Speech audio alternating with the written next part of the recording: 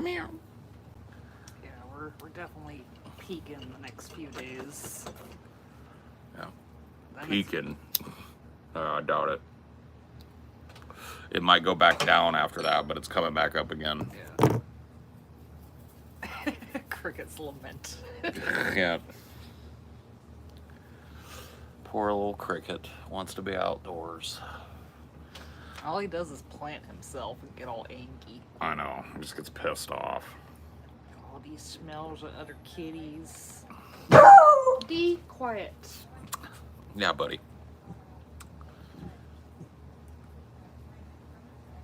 He's just such a turd. Hey. One more out of you and you're going in. That's enough. Hey. Alright. All right. That was it. That was it. Because it's Diamond's lament too. Yeah, it's everybody's lament. Apparently. Everybody's lamenting the laments. Lamentations tonight. Lamentations all around.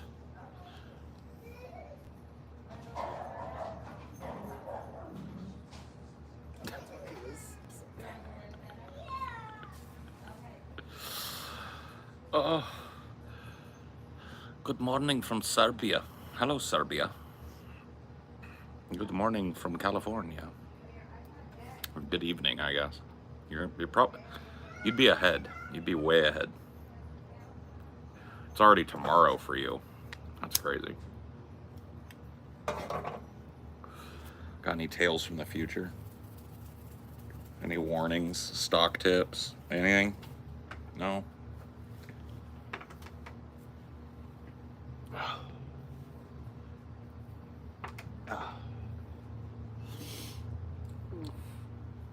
What? CrowdStrike ain't doing any better today than. Still down. Oh, it's cratering, yeah. Good. They fucked up big. They fucked up royal. Well, I think they still haven't been able to completely fix everyone's shit. Yeah, I believe it. I fucking believe it. CrowdStrike. Get the fuck out of here. Goofy bullshit.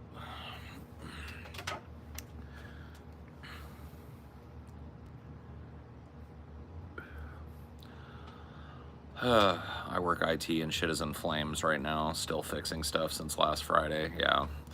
I can imagine. Dude, I would have been so lucky because it doesn't, like, CrowdStrike shit has not affected Linux or Apple PCs at all. If I was still working at my school district, I'd be like, well, they did switch over to a lot of fucking Chromebooks. So. Those don't run Microsoft. No, I guess you're right. They run Google. Yeah, you can have the Chrome or Microsoft whatever. Office suite that's like the web version on it, but that's it. Wow. Nice beard. Thanks.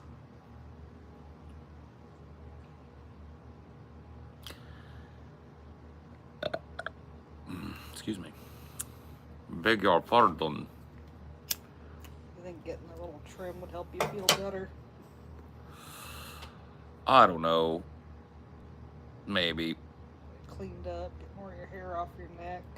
I mean, you can cut it short if you really want to.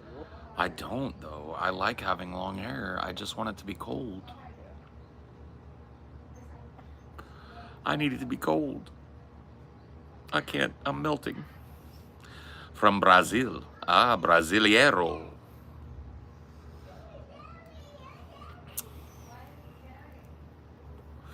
Que pasa?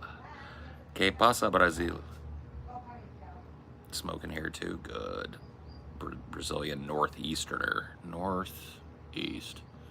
Okay. Cool. I'm not sure. I don't do regions in Brazil. I don't know enough. I will tell you, man. If it wasn't so crazy in Sudamericano, I might move down there. If it was like a little bit less fucking insane there, you might have gotten a recruit a couple of years ago, because I was feeling done with America, bro. 2 years ago, I was like, I want out of this fucking cesspit. I want out of here. Get me the fuck out.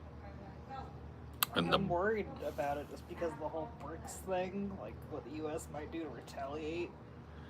I'm ready to fight. Let's pick up the guns and fight the American Empire. Yeah, the Uruguay arc. Yeah, I mean, what are you gonna do? I still think it's a beautiful country. I still think I could probably like it's. That's the thing about it is like I think we would be fine. Like we could do it. We would make it down there. I just don't know that we'd be necessarily happier down there.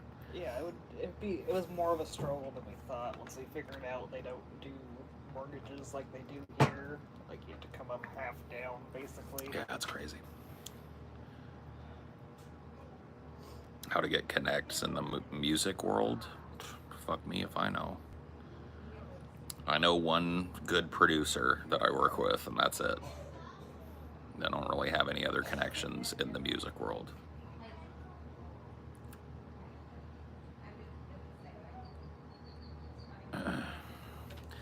Northeast most warm people, huh?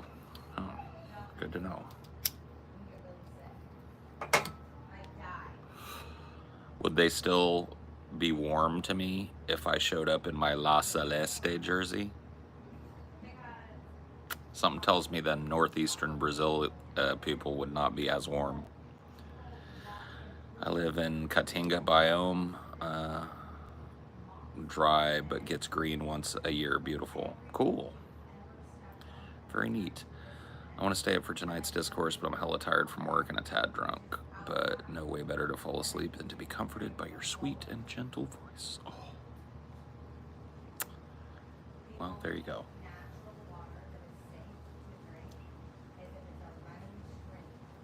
There you go.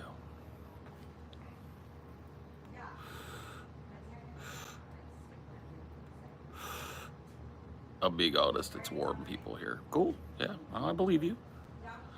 I don't disbelieve that. I don't have a problem with Brazil. It looks beautiful and the people look great. It's just the government and the instability and the shooting and the favelas and stuff that doesn't look good to an American. But I'm sure that there are parts of our country that doesn't look good to you, you know. Yeah, of course I still subscribe to simulation hypothesis.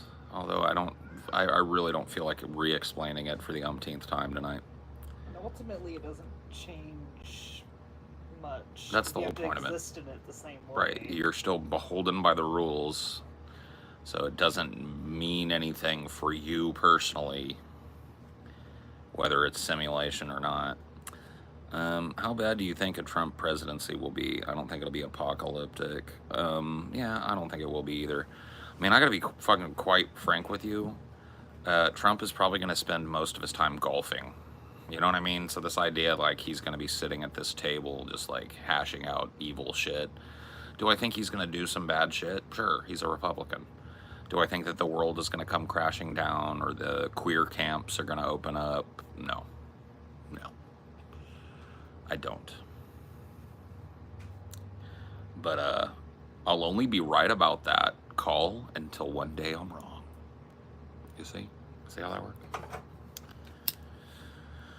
You think his biggest incentive is that it's a get out of jail free card? That's a big part of it. Also his money problems. I mean, you remember like just like a year and a half, 2 years ago, he was capital B broke. Nobody in the Republican, and see, like that's the thing. That's why you think he's not going to go crazy, because you think he just wants to be comfortable and shielded. Oh, not only that, but he has a list of names of people who shit talked him when he was down, people who didn't come up with money until he started to bounce back already, the latecomers and the naysayers, and those people have a lot to worry about with the Trump presidency. I think they have more to worry about than anybody. Like like I don't think he's gonna like kill them, but I think that like there's gonna be like personal ramifications in their life, political ramifications, professional ramifications in their life. These people that like waited until he was at his weakest and pounced on him, trying to devour the carcass, like Ron DeSantis and all those people. There's a special place in hell for those people in the mind of Donald Trump for sure. I think those people need to be worried more than anybody in the country, because I think he is going to make their lives and their businesses a living hell out of spite. But beyond that, I think it's going to be a pretty fucking stereotypical Republican presidency. I think that Trump will probably break the golf record again. Apparently that's all he does now. Like, if he didn't golf all the time before, he does now. That's what I was reading a story about, how like Trump's almost like maniacally golfing. Like, he'll be on the links like Biden 8 hours a day. Trump need to settle their golf dispute they had during the debate. They need to have a tournament. Biden pussed out though. Biden dropped out. He still admitted, need to have the tournament. That was what they cared about more than anything in that debate. Was that that's true. Argument. I'd watch it. Settle it. I'm bored as fuck by golf, and I'd watch that fucking golf tournament, bro. Because I think like, I don't even look, dude. I know he cheats and shit and puffs himself up, but I think Trump fucking walks all over Biden's golf game, bro. Walks all over it. But maybe I'm wrong. I don't know. That was the most lucid Biden was that whole debate. That was the most alive he was when Trump insulted his golf game. Yeah. That's when he knew all the terminology, wasn't stuttering, looked him right in the eye. He cared more about it fucking having his golf game impugned than he did the country. I'm saying they're gonna be passionate. Yeah. Anybody ever called you Polly? Yeah. In high school, the girls, like my female friend group, started calling me Polly. And they would say it with this like exaggerated New York accent. Polly. I didn't mind. It was a little weird for me because that was my dad's nickname when he was a kid, Polly. And so that's what his parents called him until they died, and that's what his sisters and brothers call him. His friends call him that. So, well, some of them do anyway. So it's a little weird for that, but it, whatever, it doesn't bother me.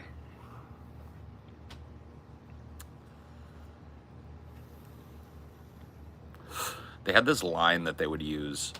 They would say, Paulie, come sit on the stoop. If they wanted me to come like sit with them and talk, they would say, Paulie, come sit with us on the stoop. Even if they were just sitting on the couch in the green room or whatever. It's like, all right. I don't understand what this is, but okie dokie. You want Window Cricket? He'll probably come by for a visit. He usually do. I think he's a little pissed off. Yeah, because we let a crazy Dynor in. Dynor went in there all hopped up.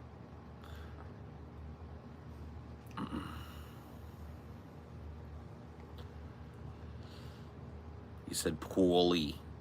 Yeah, Paulie. Hey, Paulie. Yeah. I think about my friend group from high school quite a bit. It was a very, I guess, racially diverse and ideologically diverse group of people. And it was interesting to have a group of friends like that were, diverse in multiple ways, and it was like an equal mix of women and men in my friend group, which was interesting for me, because I noticed a lot of people tended to, run with their own sex in high school, in terms of the girls would chill with the girls, the boys would chill with the boys.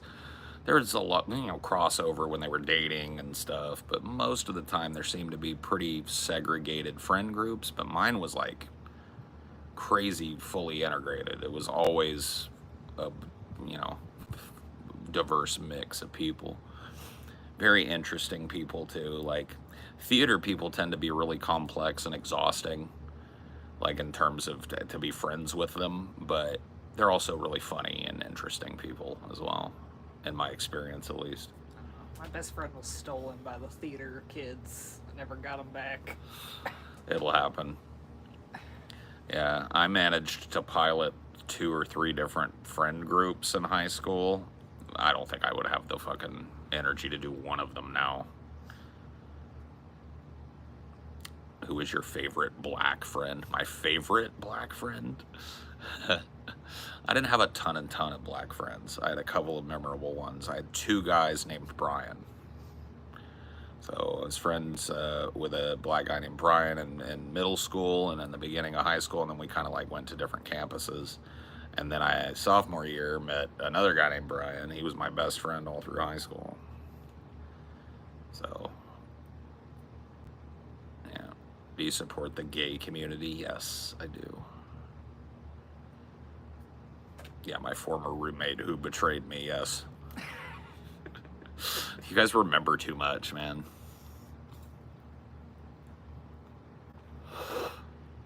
You have this burned path of betrayal and fucking Hey, man. behind you. I do, man. A lot of fucking rubble in my past, for sure. A lot of bridges burned. A lot of lessons learned. But yeah, I mean, I don't know. The only common denominator across all of the things is me. Which is why I've always said, I must be a pretty tough person to, like, know personally. You know what I mean? Like, I must be a little tough to deal with. I must have a little bit of an edge to me that kind of pushes people away or creates, like...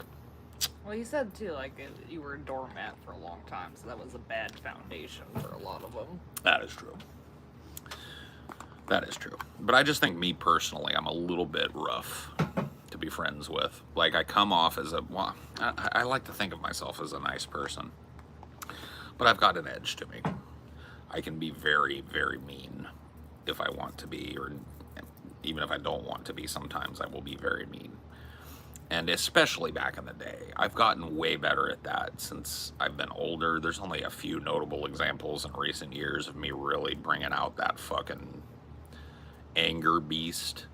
It used to be a lot more. Not at my friends, but just at the world, at people who weren't my friends. I was very quick to anger in defense of my friends. Very quick to anger at friends that betrayed, but like I had perceived had betrayed the group in some way. Very quick to anger. Just anger in general, you know, when I was younger. That's why I always say you and I would not have worked if we were the same age. If you had met me in my 20s, there's no way we would have melded well. I'm a very different person now. I deal with things very differently. I like to think I'm a better person, but I don't know if that's true. I'm better at dealing with my anger. You think that's where your energy comes from, is all that redirected anger?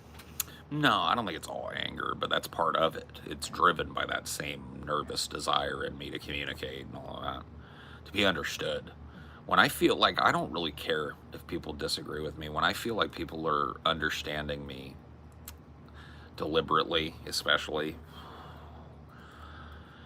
that is the thing that gets to me more than anything else, that I've really had to learn to like let roll off, especially with a job on the internet.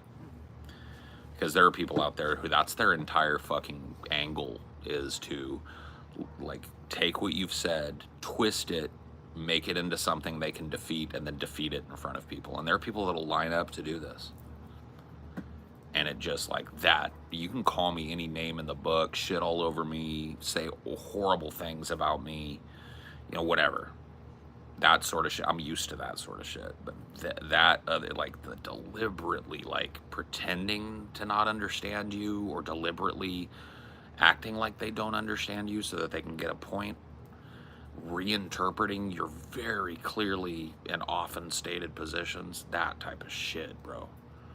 Oh my God, when I got full fucking quotes out there for years on pretty much every issue, and people like write a sentence that's something I would never say in a position I would never, and then they fucking defeat that position in their minds and do it publicly so other people do it. Oh my God, dude, that shit fucking bugs, bro.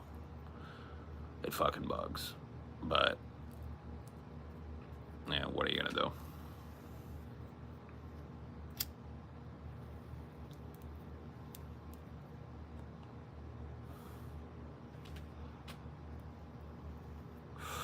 And anyways, you want to get banned, bitch?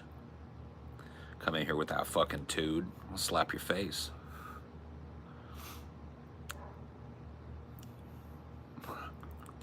What argument led you away from your position on Bring on the Nukes? Yes, I was being facetious. I don't believe. Oh my God, I don't want to explain it. That was like that level. That, you know what I realized, and I'm not even trying to be mean about this. The Bring on the Nukes shit, right? When I would say that shit on DP, when the whole point of Bring on the Nukes was like, if we're not going to do anything to stop the slow decline, we may as well make it a quick decline.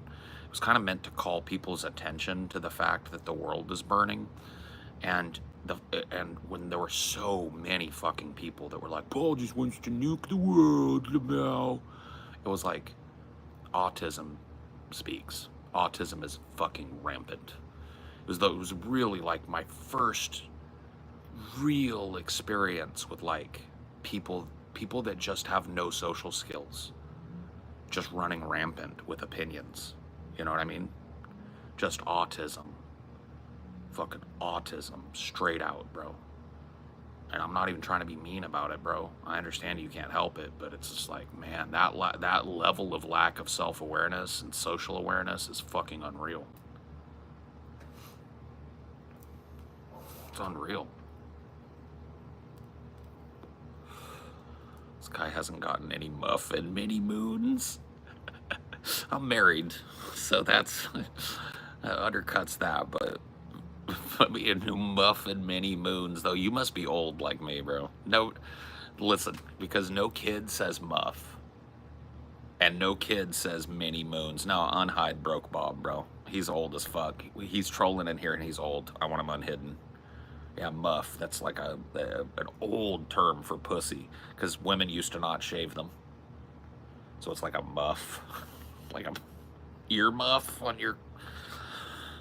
Yeah, hashtag bring unhide Bob, dude. Thank you. Because that motherfucker.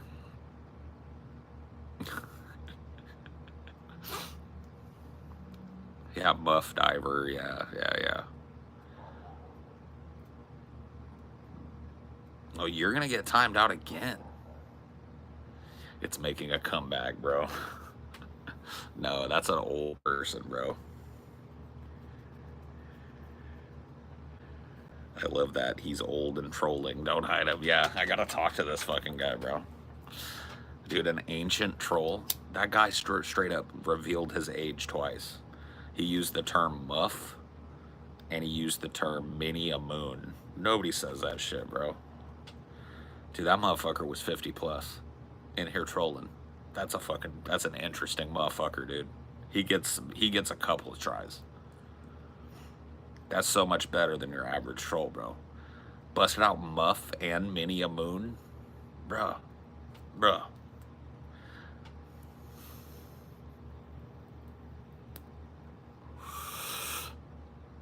It's groovy, man. How old are you? Ugh. Chill out with the caps, bro. But I'm 44. I was born in 1980.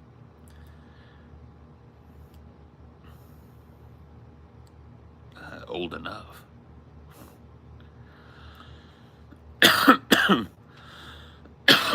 Wait, let me guess. Thanks. Damn it. What would you have guessed? You better say something flattering or I'm gonna ban you.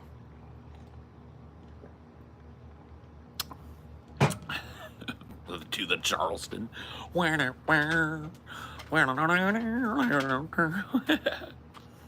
I'm not that fucking old, come on. That's what's up, 80s like me, yep. Early 80s too. Got to see it all. You look like you have a metal band. I do. It's called Grind Up Your Dick and Drink It as a Smoothie. That's the name of the band. It's a little long, but our fans love it.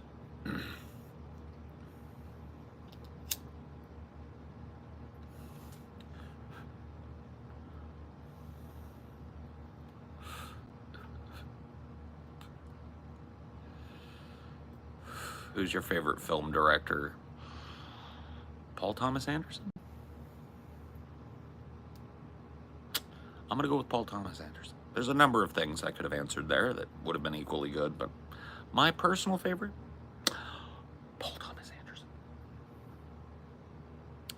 Where so many live streamers don't have conditioner in their hair. Go conditioner your hair, bro. I do. Bro, I condition. I got good conditioner too. Bro, I got Pantene Pro V. Okay? The good shit. The smooth and seal Pantene Pro V. I let that shit soak a good 5-10 minutes in the shower too before I rinse it. Player. I just got crazy fucking curly hair because Scottish, bro. But dude, it smells hella good. Dude, it smells hella good. Not even gonna front, dude. Dude, if I watch.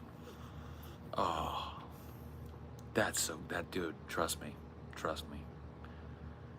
Dude, if you gave me a hug, you tucked your nose in here real quick, you'd like what you smelled, okay? You haven't showered in 2 days. Bro, that's some gross ass shit, bro. Man, your balls are all vinegar smelling right now, dude. You know what I'm talking about, too. Oh, I love hugs, man. Hugs are my favorite. What drew you to Philip Seymour Hoffman? What specific performance made you a fan? It had to be his performance in Boogie Nights. I think that's the first. It wasn't the first movie I'd seen him in, but I think that's the first time I really took notice of him, and I'm obsessed with that performance in Boogie Nights. Scotty is his name. The gay guy, Scotty. The gay film assistant or whatever the fuck. Scotty. That role is fucking mind-blowing, bro. And once again, P.T. Anderson comes up again twice. Yeah, man, I don't force hugs on anybody, but I'm always receptive to a hug. Usually. 99.99% of the time. I'm down for a hug. I've seen happiness, yes. I'm gonna fuck you so hard, they're gonna be coming out of your ears. Yeah, happiness is amazing too. Yeah. You are a bitch. You are a whore. You are nothing. What state do you live in? I live in California. Not too personal. I live right in central California. It's like Fresno area. I'm not really trying to hide where I stay and shit. It doesn't make no sense. I like to be able to talk about my local shit, and to do that, I gotta admit where I live. It just doesn't matter. Have you seen any of the older French New Wave films? Not by that description, but maybe?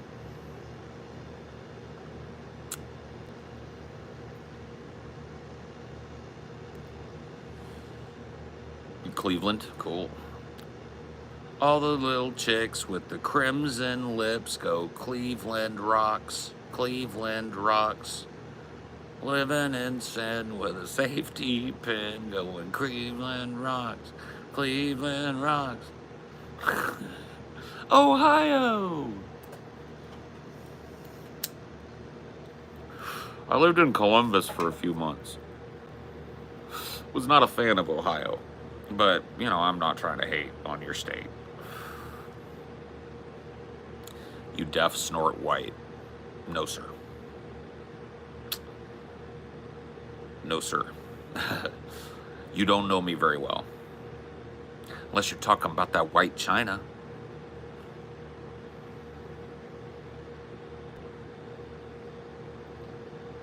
Oh, I got to see Mastodon in Seattle. That was a down-ass show, bro. Massive pit, bro. I don't jump in the pits anymore, but I'm a good edge guy. I'm a good pit guy to have at the edge. I'll help pick people up so they don't get trampled, shove guys back into the pit. Mastodon was a dope show, bro. Dope show. I saw him like 5 years ago, so it's been a while, but yeah, dude. Badass show. I went with Scotty. That was a dope show.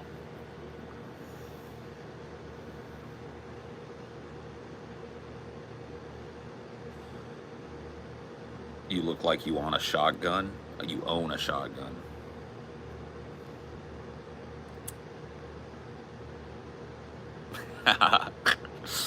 I don't talk about the weapons I own.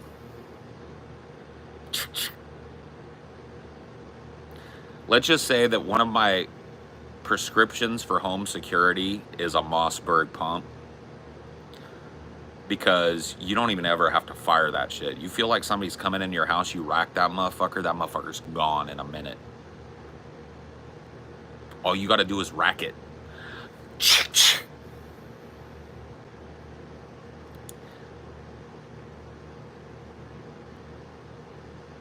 Yep. Real super easy to get a gun. I know that Fox News tells you that you can't have a gun if you live in California, but yeah, that's not the case. Yeah, I know, dude. The wave. Doing the wave. I missed the pig hat. Sorry, buddy. I gave them all away. They are now in the hands of fans. Zoe has one. A twink has the other, although he said his ex-wife stole it. Which sucks, because I don't know his ex-wife. Gave them away at meetups, yo. I don't need hats anymore anyway. I'm wearing a fucking permanent hat on my head. It's called 8 pounds of hair.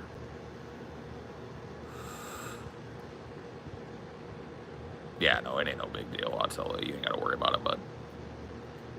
I appreciate you looking out when you can, but none of you guys are on the payroll, so your help always is appreciated, though.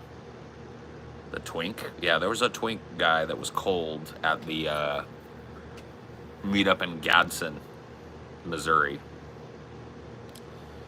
And at the Big Chief. Yeah. He looked cold, so I gave him my hat.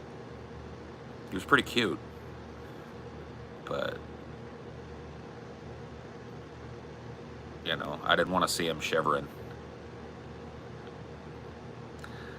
I saw a dude that looked like you spitting flames. Yeah, I hear that all the time. You're in Missouri? Yeah, well, we did a meetup there. Did Vasha unban you? No.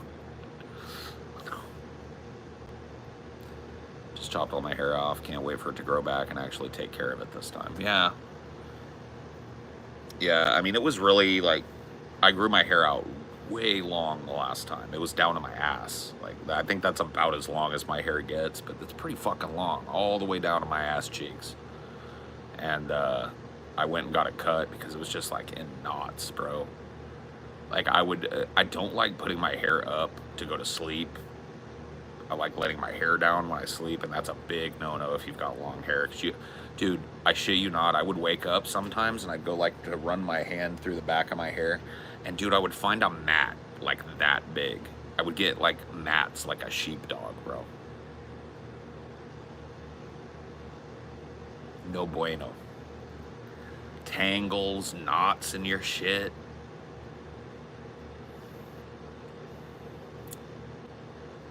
So I'm definitely keeping it like, once it gets down to about here, which is where it is now, it's just like right below where the beard line, that means it's time for Palsy to go get a haircut. Take it back up to here, let it grow.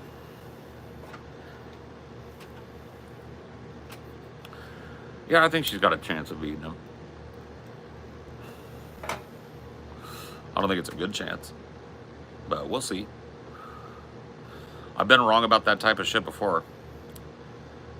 You know, the way that people are going to vote ultimately, especially in a weird-ass election like this, where we're having, it's like all unprecedented shit, so I have no fucking clue. I look like a novelist. Why are people so interested in my looks?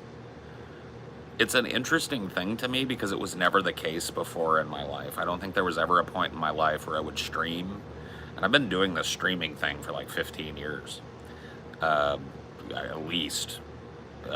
So, but yeah, like, I feel like now people are constantly like, you look like this, you look like that, I like this on you, I like that. It's flattering and nice, but by the same token, it's weird to me because I've never been somebody that drew that kind of attention. So it's strange.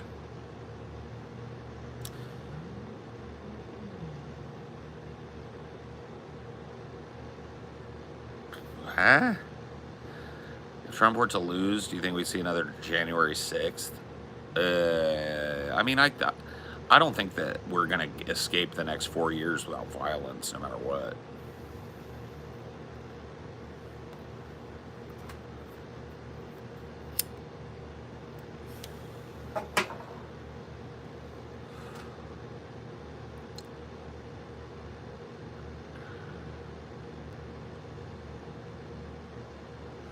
Yeah, man. Spammers are bad tonight. Spammers are on the prowl tonight. Will there be a DFF meetup in 2024? Yes, I hope so. Yes. We talked about it today. I don't want to reveal anything. We're narrowing down times. We think we have like a time range for me to get back east because there's a bunch of shit I want to do. I think I'm going to kick my fucking Washington, D.C. activism stuff until next year. I think trying to go there in November, which is kind of when it looks like we might do a meetup. Don't quote me on that. It might end up being late October. It might end up being early December. But November is starting to look like when it is, and that's going to be fucking insane to go to D.C. in November. So thinking like waiting until after the election, go down there, because I really like that idea. So maybe 2025 that'll be my East Coast trip. But this year, for 3 years, I've needed to get back east to get my tats done. So we're going to get tatted up in Pittsburgh. We're going to go to the meetup, wherever that ends up being, and then we're going to go visit some family back east.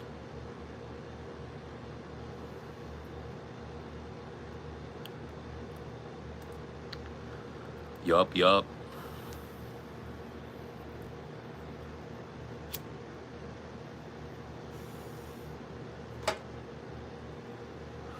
I think Kamala might make some gains, but ultimately Trump has a book full of shit on her. He will have anticipated it. I mean, the book full of shit, I mean, I don't know, dude.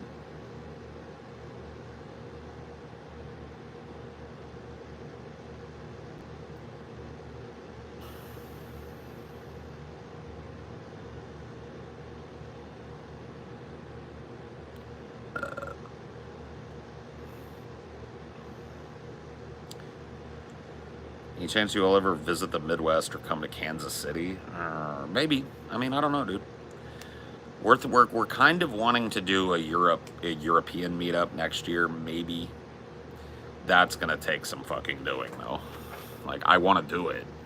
Like, I'm totally pumped to do it, and we definitely have enough European time zone fans to justify doing it, but it's like, that's an expensive proposition, and I've never been, so it'd be interesting, to say the least, to have me running around Europe.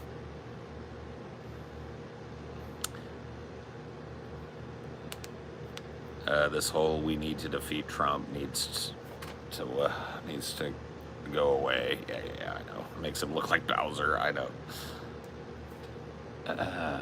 Yeah, thanks, buddy. As a 37-year-old, I didn't realize that pop punk was a corporate pitch to sell punk as a market to capitalize on until it was too late. Yeah, I mean, no. Look, dude, the industry plants are not new, okay? Why'd you stop using Letterboxd? I don't know, man. I kind of wish I hadn't, to be real. Maybe I'll pick it back up. I really enjoyed Letterboxd for a while. I've been rewatching a lot of films over the last year or two. But not only. I've seen a lot of new movies as well. I watch movies all the fucking time, so. But yeah, I've been on a rewatch kick recently. I don't know. I don't think Letterboxd is a cesspit. It doesn't seem that way to me, anyway.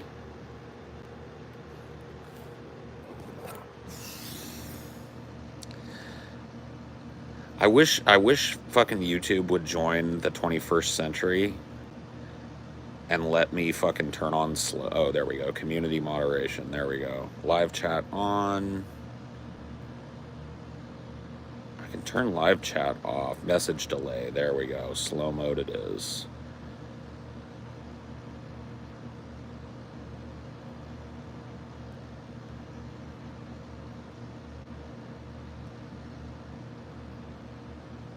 There we go. We're gonna slow things down tonight.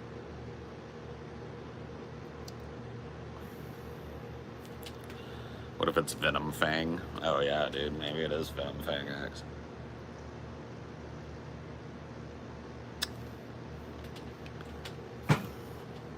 Yeah. Well, you say there are so many retarded spammers tonight. There's one dude. That's the sad thing about this, is like the person coming back spamming over and over is one human being who has spent potentially like days of their life creating alt accounts so that they can come in and spam things 2 or 3 times and get banned instantly. That's the level of like human interaction that they need. Like, they'll take it.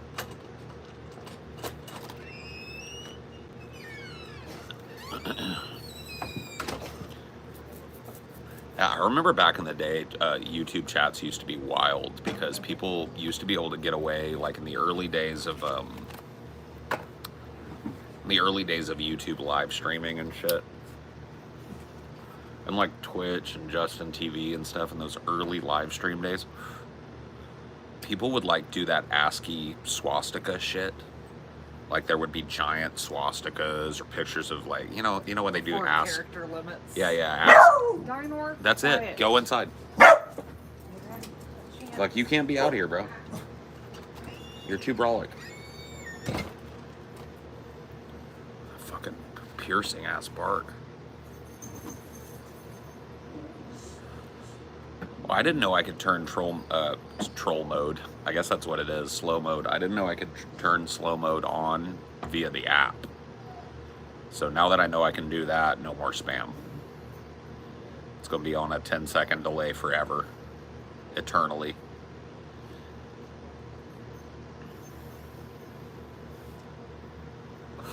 Yep. Usually, What? for the onion nuggets, it's set to 60 seconds. That's a lot more people.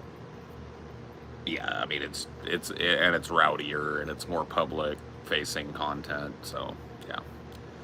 I mean, I've got like between 150 and 300 people watching me at any given time, and we get like 900 to 1,000. So.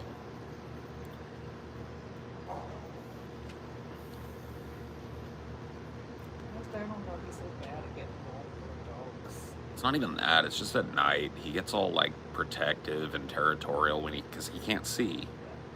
Like past the edge of the light, Dinor's literally got nothing, and so it's like he gets all.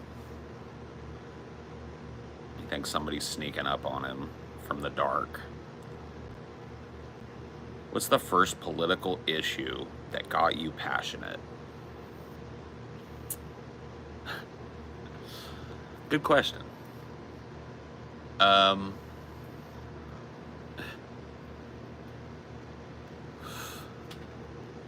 have to think about it, honestly, because I was exposed to like politics, maybe not overtly, but at a young age, because my dad was in a political position. He was a union president, so at that time, like, their contract didn't include a stipend for childcare. Nobody's did. So, I got to, like, if my dad had a union meeting, he'd come pick me up from school, we'd go to the union hall, and I would sit there. Dude, I have this fucking crisp, clear memory of one of those days. Well, I have a bunch, to be honest. I have 4 or 5 really crisp ones. But the one I remember the most was just a mundane meeting, but it was awesome because my dad was like, "You hungry, boy?" And I was like, "Yeah, let's go through McDonald's." And I went to McDonald's, and they had just rolled out the late 80s McDonald's McPizza. And I wanted it in the worst fucking way, and my dad let me get it. My mom never would have let me get a whole ass fucking pizza because it was big, like for a kid, I guess for an adult, probably not. But like, I remember it being like a fucking hubcap, It's probably like the size like those little Blaze personal pizzas or something. Yeah. But I remember as a kid, it was like fucking like a hubcap wheel, and I was like, shit. And I went to the union hall and I just like did what I usually did, which was listen to my dad conduct the meeting, listen to the grievances. That part was cool. But like that pizza, I don't know why I remember that pizza because I never got another one. So I must not have liked it much, but goddamn did it look good, you know? I just remember it looked fucking good. I wanted that pizza. They used to put whole tomatoes, like really thin sliced tomato slices on the top of the cheese, and it was like baked on there. It was weird, but it was tasty. You forgot the question, didn't you? The question was what was the first issue that I got passionate about politically? So this is during the election where it was George H.W. Bush versus Michael Dukakis versus Ross Perot. My family were Dukakis supporters because back then the Democrats were actually functionally good for labor. Not like as good as they should have been, but they were there was a definite like winner, right? Like there is today, I guess, but it was way more stark then. Dukakis was very pro-union guy. And my parents hated, I think it was Ross Perot. Am I thinking of the right electoral cycle? I must be. It has to be. I think I am. It was George W. Bush, not H.W. And Ross Perot. That would have been it. That would have been it. So that year, I was 8 years old, and that year my parents fucking hated Ross Perot because, number one, he was a capitalist businessman. They thought he was gonna be tragically anti-union. And number two, the old meme still applied back then, the idea that a third party guy was gonna steal votes away from Dukakis. The truth of the matter is Dukakis was unelectable. He was just a piece of shit. He was a dork, and like his last name sucked. You know, like that's why he lost. But he said that he wouldn't support the death penalty for someone that killed his wife. Michael Dukakis, yeah, because he was like, that was a big deal in the 80s, was like, it was a big social issue in the 80s. Now nobody cares.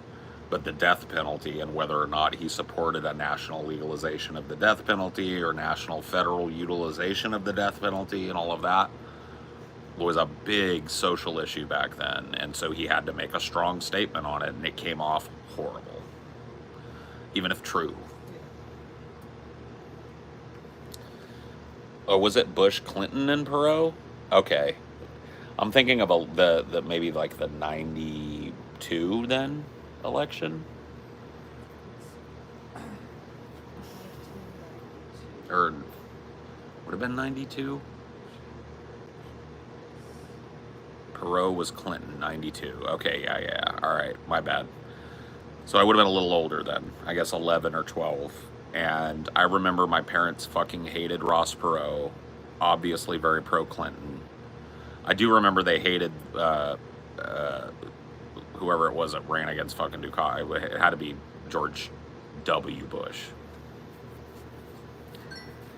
No, H.W. ran against Dukakis. Well, he did. It's just I might have conflated them because like H.W.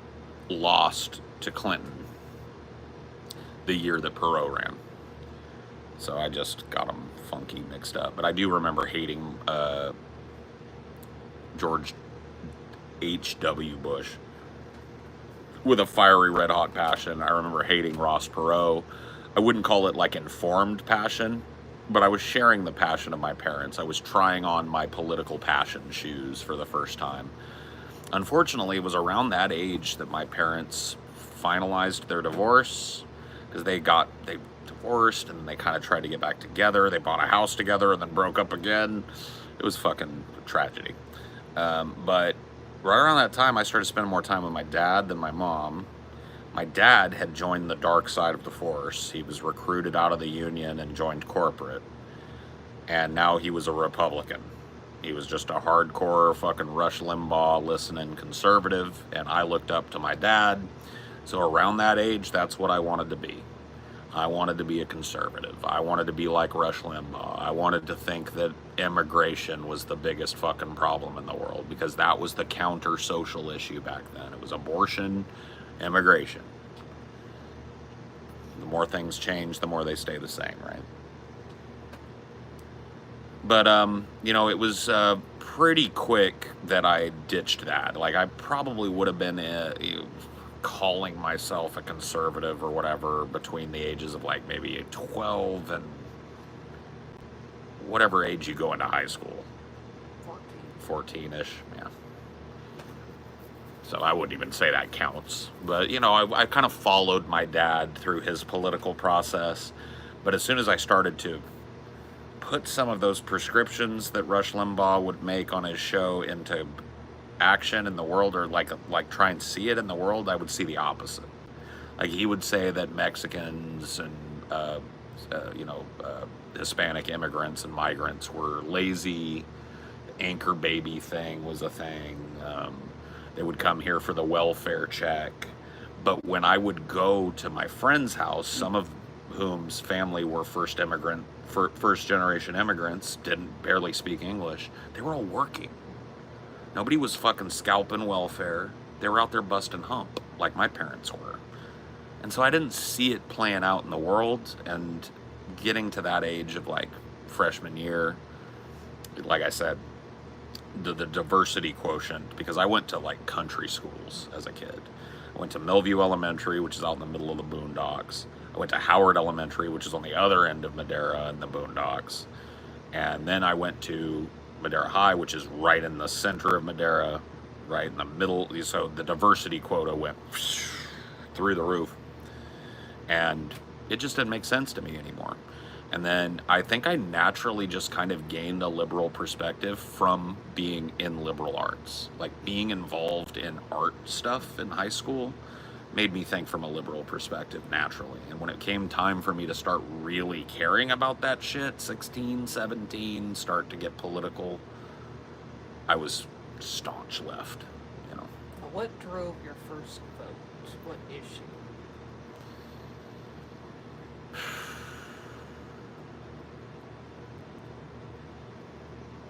My first vote. I'm trying to remember who I cast my first vote. I know I might have skipped my first vote. Yeah, you did. Because I was fucking booted out of the house. I was just like, I'm living in Arizona trying to get my shit. I don't think I registered to vote that cycle. So my first vote would have been for Al Gore, I think, in 2000. And I actually did some door knocking and canvassing stuff for Gore. But why? What was the issue that made you want to work that hard for Gore? War.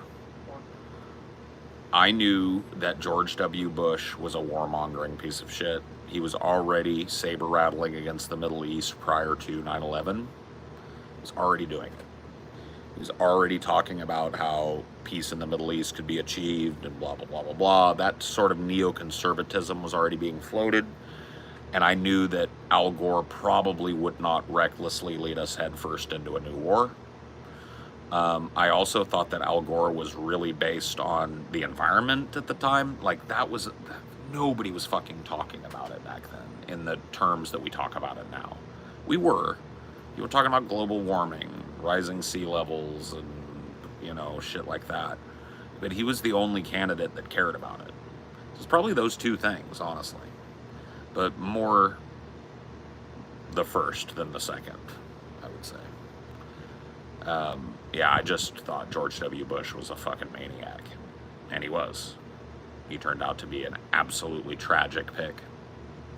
Ended up being the wildest fucking election, too, to vote in. Because, 2000 was the big Florida fucking flim-flam. So. I don't remember voting. Well, I don't think I had the opportunity to vote in a national election until I was 20 anyway. Because it was in between cycles. Well, I mean, you could have voted for representative. Yeah. I just didn't register to vote in Arizona until probably were like, still. well, I would have been in Arizona when I voted on that. So yeah, I didn't register in Arizona until that electoral cycle. There was a lot of crazy shit going on too, like the Y2K crash had happened, like the all these like tech stocks like Yahoo and all these weird ones like that were given these like billion-dollar valuations. All of that stock crashed and cratered in 2000. And that was a big issue. It was like the economy was another huge issue, right? And that was another big thing that Gore ran on that I remember spoke to me as a working person. He was talking about protecting Medicare and access to Medicaid for older people. He's talking about protecting Social Security. He had this really lame thing that he would do back then. I remember he would talk about putting Social Security in a lockbox. And the way he would say lockbox was really just like dopey. Lockbox. Already been in a lockbox? Well, no, because they've looted it several times. They've stolen money from it, borrowed money from it, appropriated money from it. He was talking about putting it in a place where it's like it's locked until a person comes of age and then money comes out, but like it can't be touched by the legislative process, which makes sense. It shouldn't be. It's not there for the country to borrow against. It's there for human beings to have when they get old and can't work or disabled. Yeah, I was working at Starbucks at the time. I was hired the 1st of January 2000. So yeah, that year, November of that year would have been the election. So I would have been there close to a year by the time I got I voted in that. I was saying, weren't you still in California when you were 18? 18. Well, yeah. So yeah, that's what I'm saying. You could have voted in California. I could have. I was a little lost in the sauce at 18. I was running 2 or 3 different fucking crazy scams on my parents and a woman in Alaska, and that's all I cared about doing. Is fooling my parents into thinking I was getting a college education while I went and messed around with chicks in Fresno, and then keeping this like 33-year-old chick that would have phone sex with me on the leash. I was all like, and playing StarCraft 2 and Ultima Online. That's all I cared about. 18 for me was I voted in the caucus, but not the actual election. Damn. Because you didn't get to feel the burn. Well, I'd moved too by the time the election came around, and Indiana definitely had a stricter deadline than. I still received my ballot in the mail though, but I just didn't turn it in. Yeah. It's like... Yeah. You were running scams on your parents. Not like money scams. Well, I guess technically it ended in money, but I wasn't stealing money from them. They just had a rule that after I graduated high school, I either had to have a job or be going to college if I wanted to stay at home. And if I was going to go the job route, I needed to be looking for my own place. So really, like the offer on hand was, you can stay at home with us for as long as you need to, as long as you're going to school full time. So I got a full ride scholarship to Fresno State for theater. I went. I started fucking ditching out classes. I ended up flunking out that first semester. My teacher took a bullet for me and went and talked to the theater chair down there, got my shit reinstated, which is unheard of for somebody to drop the ball on a fucking full ride scholarship and then get it reinstated for the next semester. Unfucking heard of. And I got there and I felt even worse. Because there was more pressure, because now somebody had jumped in front of the gun for me and made a real impassioned plea to a really important person, and that type of pressure just fucked me up. And so I stopped going to school, but I didn't tell my parents. That was the scam. The scam was I would get up at like 7:30 in the morning so that my dad or stepmom, one of the two, would see me leaving. And I'd go like, oh, bye guys, I'll see you later, or whatever. And I would get in my car, and I knew better than to double back, because sometimes they would leave later. I didn't want to be fucking stupid about it. Definitely couldn't be seen. My car couldn't be seen at the house during the day. What if my dad came home to grab something and I'm home in the middle of the day? It just becomes a problem, right? So I had to be out. And so I had this girl that I knew here in Fresno that had afternoon classes, and she got up in the morning. And so I would go chill with her and smoke weed and mess around until the mid-noon time. And then I'd actually go to school, but to the wrong school. I was supposed to be going to Fresno State. I would go chill at Fresno City because that's where all my friends were. So I would go chill at the theater department at Fresno City with all the theater kids, but I wasn't in school there. I was supposed to be in school in Fresno State. And so I ran that fucking thing on him for like the first half of the semester, and then my dad just like on a whim called in and was like, "Hey, I'm Paul Parkey's father. I'd like to know his grades." And they gave him, like, Paul hasn't attended classes in 3 months. And I was just fucking cooked. Because my dad is not the type of guy that's going to like rage out immediately. He's going to let you hang yourself. So he's like, how was school today? You know what I mean? He never asked me that shit. So I was like, it was all right. You know what I mean? Oh, yeah? Got any teachers you hate? Like, who's your worst teacher? I was like, I don't know. Sociology teacher's pretty nasty. Oh, sociology teacher's pretty nasty, huh? Load you up with a lot of homework? Yeah, you know how it is. You haven't been to fucking school in 3 months. Or are you a fucking lying sack of shit? I was like, oh. So I was like, I fucking, whatever. Fuck it. And I just like left. And went and ran to my car with him yelling at me to come back. Got in my car and I was like, I'll show them. I'm gonna run away at 18. Whatever, bro. Well, I ran away at 18. I mean, was it really like running away? Did you just like leave like a thief in the night? Well, I mean, like, I went on a trip, came back, and packed my shit. Yeah. Well, they had no warning with me. There was no packing of my shit. I just disappeared for like a week. Stayed with that chick. She fed me up really good. On like she's half Arabic, and so she would make these like Arabic dishes with different beef, like lamb and zucchini stuff. It was really good. She fed me really well. Me about this chick. Delilah was her name. And I have talked about her before. She was the one that dated Rodney. They broke up. We messed around. Rodney got wind. He got mad. My friends got mad at me. I had to fucking make up with everybody because I didn't really ever do anything with Delilah other than got to like second base or something. That was that. But she was also a pathological liar. So she would tell stories that didn't happen. She would do things or say things that didn't happen. And stuff like that. At least when I knew her, that was a big part of her personality. I haven't been close with her in many years. And from what little I do know of her, it seems she's doing really well. So I'm not trying to shit talk her or whatever. Just back then, we were all fucked up. I was a fucked up kid too. I was pretending to go to school, for fuck's sake.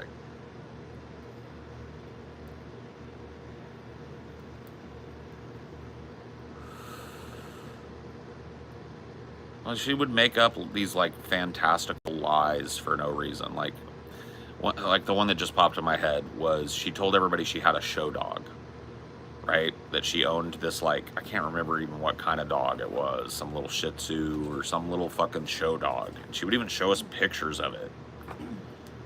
And she said it was like papered and it won all these championships and it's like blah, blah, blah, blah, blah. That bitch didn't have no fucking dog at all.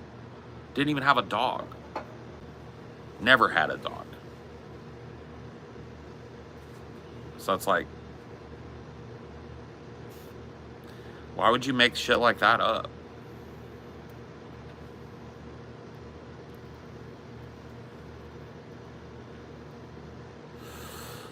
Your current little interest is half Polish and Filipina. Oh, cool. All right. Said the other day you never skipped school and got straight A's. I was talking about high school, bud. High school. High school. There are different eras. Like, I actually went back to college and finished a couple of semesters. Can you believe that? Just older. It took 3 or 4 tries, but we got it done. Partially. Would you say you had enough credits for an associate's or no? Not even close. Like 1 year, maybe all cobbled Yep. together? I've got like first year done. I'd go back as like a sophomore basically. I'd still have 5 or 6 pretty major like general ed classes to get dunked before I could even really move on. But I got a good start. You know, I got a good chunk of a very diverse group of classes too. High school, college, potato, tomato, where's the RV trip at? Okay. I know that sounded weird, but we're sort of in between friendship and being romantic. Okay. Yeah. Okay, so you're in the friend zone. Got it. That's a very self-congratulatory way of saying that you're trapped in the friend zone, which, by the way, doesn't exist. That's a joke. The friend zone doesn't exist. Women are not obligated to tell you whether or not they're sexually attracted to you, and they're not obligated to be sexually attracted to you because you spend a lot of time and invest a lot of time in talking to them. The friend zone shit does not work. Now, okay, if a woman is intentionally keeping a dude around like that, then we need to come up with a different name, because that's not friendship. She's intentionally knows this dude is interested, knows she's not interested, and won't just tell him that, and keeps him around because she likes him fawning over her and treating her like treating him like a boyfriend, but with no strings. I was done that way all through high school. That's fucked up, but I wouldn't say that's the fucking friend zone. I think there's a term to string along. Is the term for that. I think a lot of people that think they're in the fucking, stringing along, playing games or whatever, because I think that like people that think they're in the friend zone are just weirdos that think that every woman is into them as long as they spend enough time. Like that's not how it works, man. Explaining chemistry to people, like between people, not actual fucking chemistry, I couldn't explain shit about that, but explaining chemistry between people to other people that don't know, because it's just like one of those like I knew what it was while I was a child. Maybe not romantic chemistry, you get what I mean. What it's like to like hit it off with somebody. And if you've never done that in your life, if you've never like met somebody and been fast friends, then love probably doesn't come very easy to you either. And you probably misascribe it all the time. Because like to me, love comes after that connection. Like it's nice to think about like love at first sight or whatever, but nah. You know what I mean? Like it's a romantic notion, but love comes after you meet somebody and you meld with them in a way and you enjoy their company and all kinds of other stuff, right? Dude, if she says, let's just be friends, then I'm in the friend zone. No, you're not. Because you can say, sorry, I can't do that because I'm just going to be lusting after you and hoping you fucking come over to this side, so we can't be friends. Bye. Okay? That's on you, though. If she says, hey, I'm not interested in you that way, I just want to be friends, that doesn't put you in the fucking friend zone unless you decide to stay there. You don't take, I can change her. Oh, if I just fucking simp for her for 6 months, then she'll change her mind and she will fall in love with me. Dude, the world is not a Will Ferrell movie, bro. The world is not a rom-com. I'm sorry, I wish it was. I wish there was something to learn from rom-coms about human interaction and human relationships, but there isn't. So this idea that you're off in the fucking friend zone or something. No, it's all good, baby. I got it. I'll take care of it. Don't worry about it.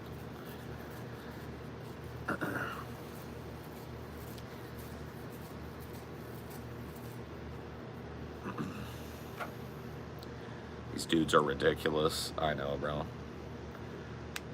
Nobody uses the term friend zone in relationship to their hetero male friend. Well, yeah, that's because the whole idea of friend zone in these people's minds is a woman tells you, I just want to be friends, but you hella want to fuck her. And so you hang around of your own volition hoping she'll change her mind. Or that they think that she's lying. Right, but they will claim that a woman put them in the friend zone. Yeah. No. A woman was not interested in you romantically and said, hey, we can be friends, but I'm not into you like that. And you decided to stay up in the friend zone. That's on you. You didn't move on. You decided, oh, I'm gonna change her. I'll hang out with her more and then she'll fall in love with me. That was your fucking delusion, not hers. She just said, I just want to be friends with you. So that's all it is, dude. It's the horn dog zone, it's the obsession zone, it's the sad zone, okay? Now, if you've got a woman that's like fucking stringing you along and like messing around with you and treating you like a boyfriend, yeah, that's different. If she just straight up told you no and you're still hanging around hoping, you're in the friend zone because of you.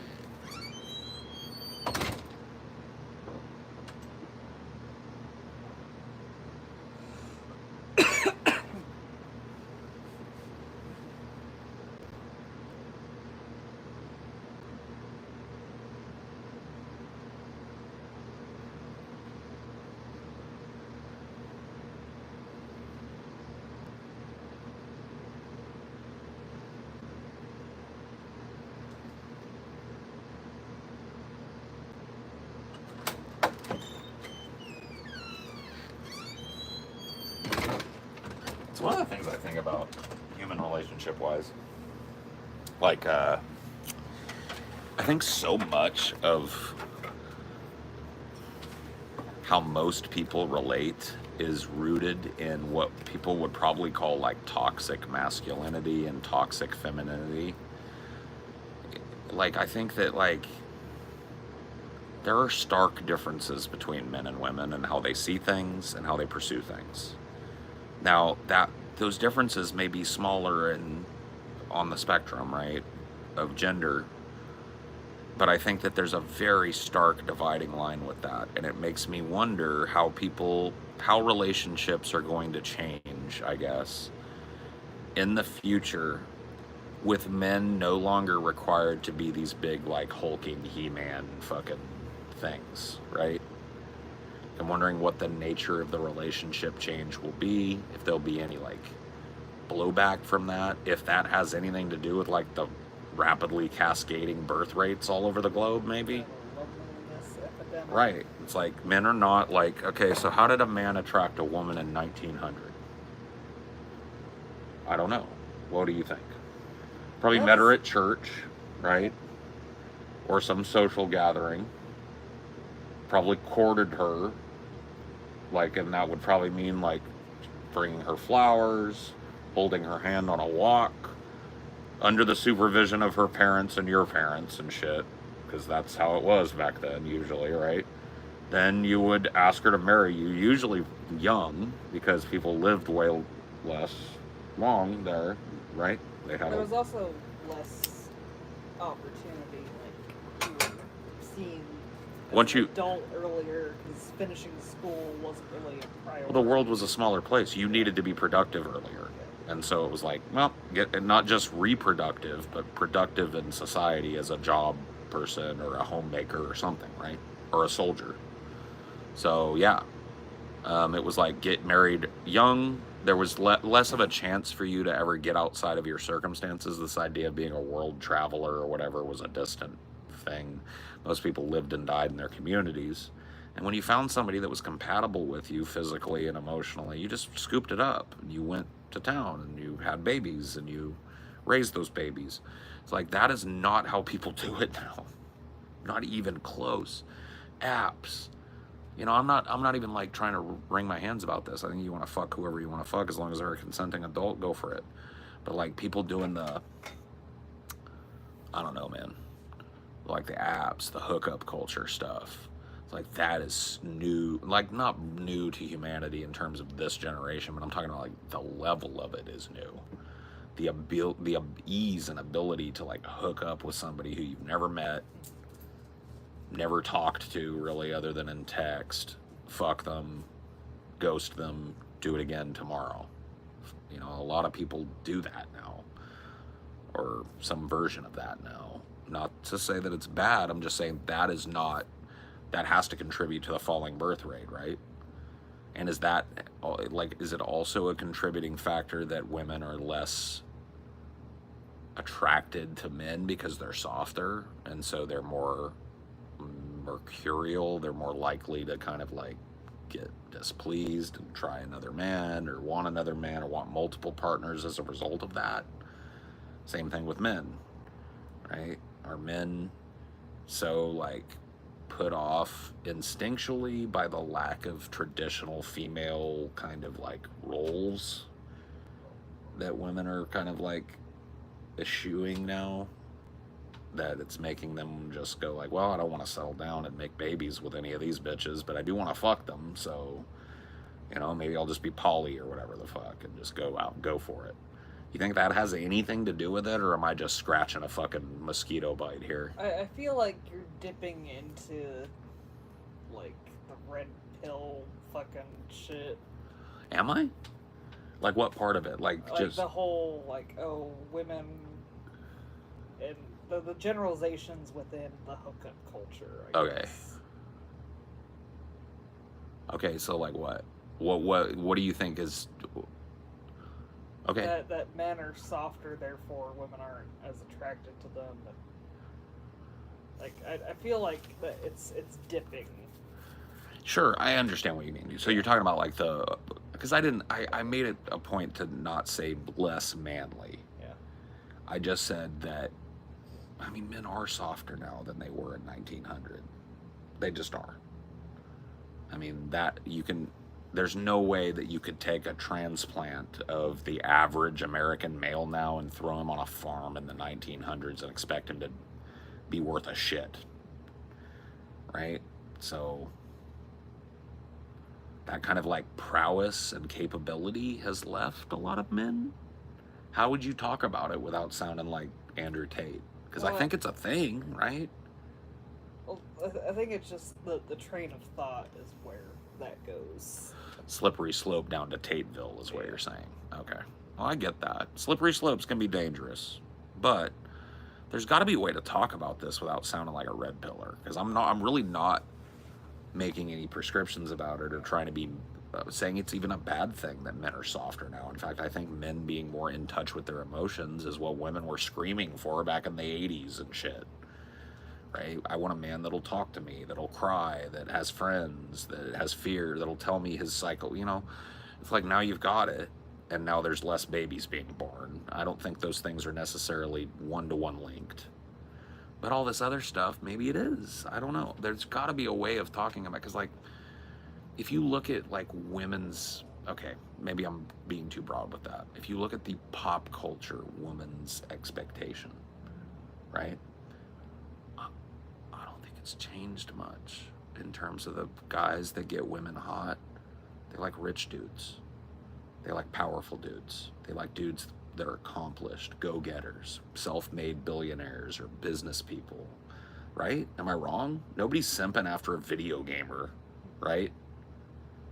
No women are like, ooh, I just love that fucking dork that plays League for a living and he's, you know, whatever. Like, I'm not trying to be mean, but I'm just saying, like, right? Well, I mean, you got a girlfriend when you were in that position. I know, but like, the exception proves the rule, right? Not all women. I'm not trying to lump all women as one homogenous thing. Obviously, some women are attracted to different things. Otherwise, I'd still be a fucking virgin permanently, probably. If that, but I'm talking about, you take that aggregate. It's the same way like when I talk about politics and I'm saying like I want to get the normie brain on this. I'm trying to get the normie female brain. And how do you take the temperature of that? Well, one of the only ways you can is pop culture, right? They show women what women want to see. Women react to it. So it's like really fit dudes with washboard abs, you know, young, fit, rich. That's what I see, right? And you don't... I mean, I think that's a little, because, like, I feel like there's a lot of romantic comedies where it's the guy that's not traditionally attractive that's set as the... Yeah, but he always is attractive, though. He's portrayed like he's not, but he's always an attractive, good-looking guy. Would you put Adam Sandler and Seth Rogen? Yeah, I think Seth Rogen is... He's not a fucking ogre. He's not hideous or nothing. They're definitely like way more on the traditional mold. Sure. Well, that, you know. Especially when he was chunkier. Sure. fair enough. But like, we're talking about rom-coms here. Like, the guy typically has to be an inept loser in those, and so they're not portrayed as the masculine ideal. And women don't usually lust after the head. You know, there weren't like tons and tons of women soaking their panties for Michael Cera. You know what I mean? He's kind of. Do you know that? Like... Well, I mean, there were definitely like women that were into him from the Scott Pilgrim shit, and like, but like, he wasn't like on GQ magazine. He wasn't like going to the fucking MTV awards at the time. He wasn't like, you know what I mean? Like, he just wasn't a big fucking deal to women. There were probably women that were like, ooh, I love that cute little Michael Cera. I just want to pinch his cheeks and fuck him. Like, that probably existed, but I think the mass... How do you describe Bieber fever? Like, he's not a strong looking... Rich, young, attractive, but I mean, powerful. The Bieber fever is what made him popular. Well, like, it was there before he... Well, yeah, but it was the 2000s. He was like... I mean, it sounds sus to talk about. He's a cute little boy. Little girls were into him that were the same age as him. I don't know what age he was when he came out, 14 or something.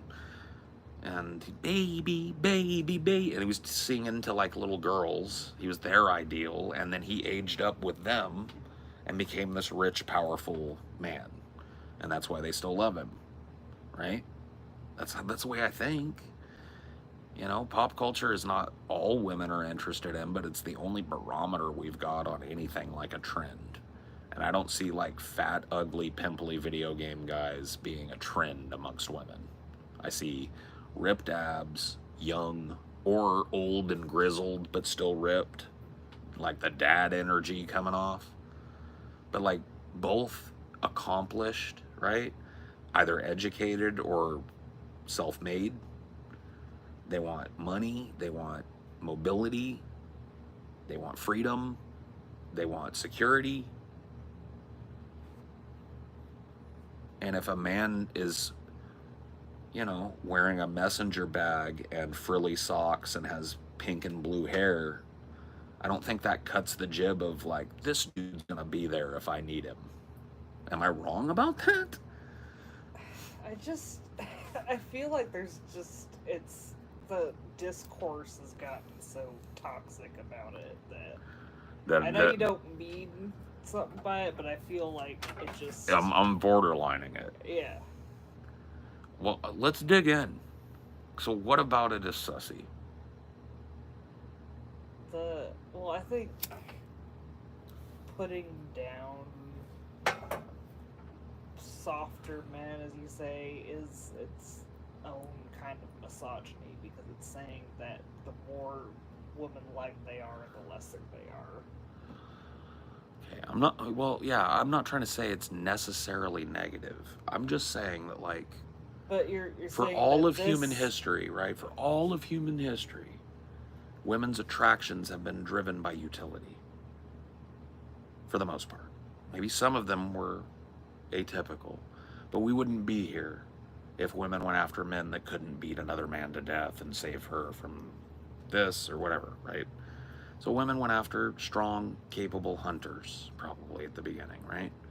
And then as time went on, we planted businessmen, right? I'm not saying that's all. They went after farmers because they were providers as well. They could grow food, they could make a paycheck. But that's a capability, that's a skill, that's a life thing that you can do with your hands and your body and your mind. I feel like that a lot of men have slipped into pure academia, or even worse, like just like uneducated mediocrity, and have no drive to hunt, kill, farm, make, create, right? And so have women just fucking downshifted all of a sudden after 200,000 years of evolution and being attracted to pretty much the same types of traits? Now all of a sudden a more effeminate man that's less capable physically is the ideal? Well, I think, like, marriage itself has changed. Like, I don't think it was necessarily that women were always attracted to providers first. It's just that's how the arrangement of marriage was. it was a Sure. vehicle for being provided for. Right. Okay. But I mean, like, sexual impulse still existed. Yeah, but I just mean that, like, was what was driving marriage primarily. Yeah, it was, right? Making babies? Well, then why would... Because it was pretty common back in the day for, you know, older men to scoop younger women, and it wasn't because they were attracted to them. It was because they were still fertile, so they could make more babies with them. And because... But it is also because we're attracted so few to them. opportunities that was the thing. I feel like you're discounting the role of marriage. Wasn't necessarily attraction. It was the parents were a lot more involved because they wanted their kid to be provided for, the dowries. Right, but that's why, right? They wanted to make sure that they weren't selling their daughter up the river to a grifter that wasn't going to work and was going to let her and her babies starve. I know, but I'm saying is like the parents were choosing it more than the woman herself. Sure. For a long time, you're right. I mean, there was probably way more purview with the woman's family than the woman for a very long time. But that, even setting that aside, women have been able to be choosy for hundreds of years. Especially I wouldn't say hundreds. A couple hundred years. I wouldn't even say that. 1800s and shit? Women were not like... I guess arranged marriage was still a thing, but mostly in the upper crust, right? People were dating in the 1800s, courting, right? A dude would show up. The impulse was still there of the parents being involved, even at the woman. At a higher, oh my fucking god, bro! This dude, this guy, dude, he just can't be out here tonight. He is fucking. He's a demon. On God, he's a demon. Join the dark side, Bull. Dinor. You're too much, too extra. You gotta go. Get in there. Get in there, boy.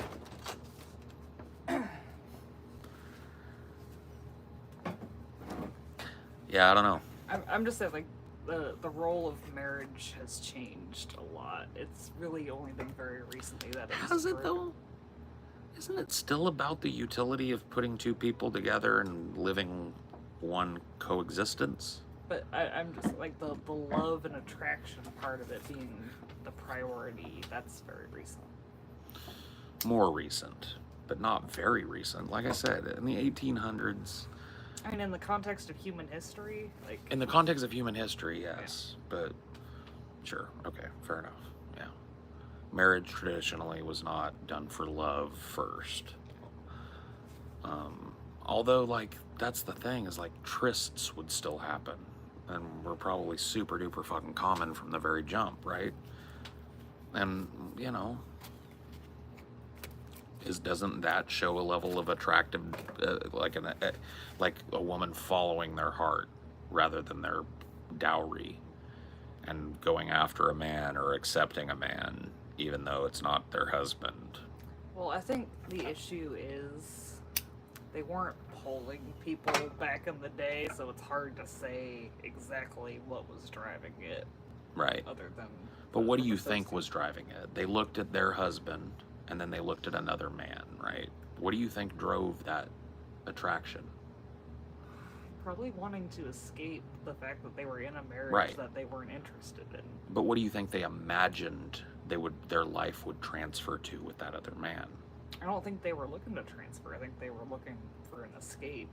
Well, yeah, but they were hoping, like, ultimately it's about, like, the dream. I've never done, like, cheating long term. I did, like... I feel like it's not even so much driven by attraction unless you're just a sex addict. I feel like it's more about wanting something that you don't have at home. Something else. Yeah. But what else?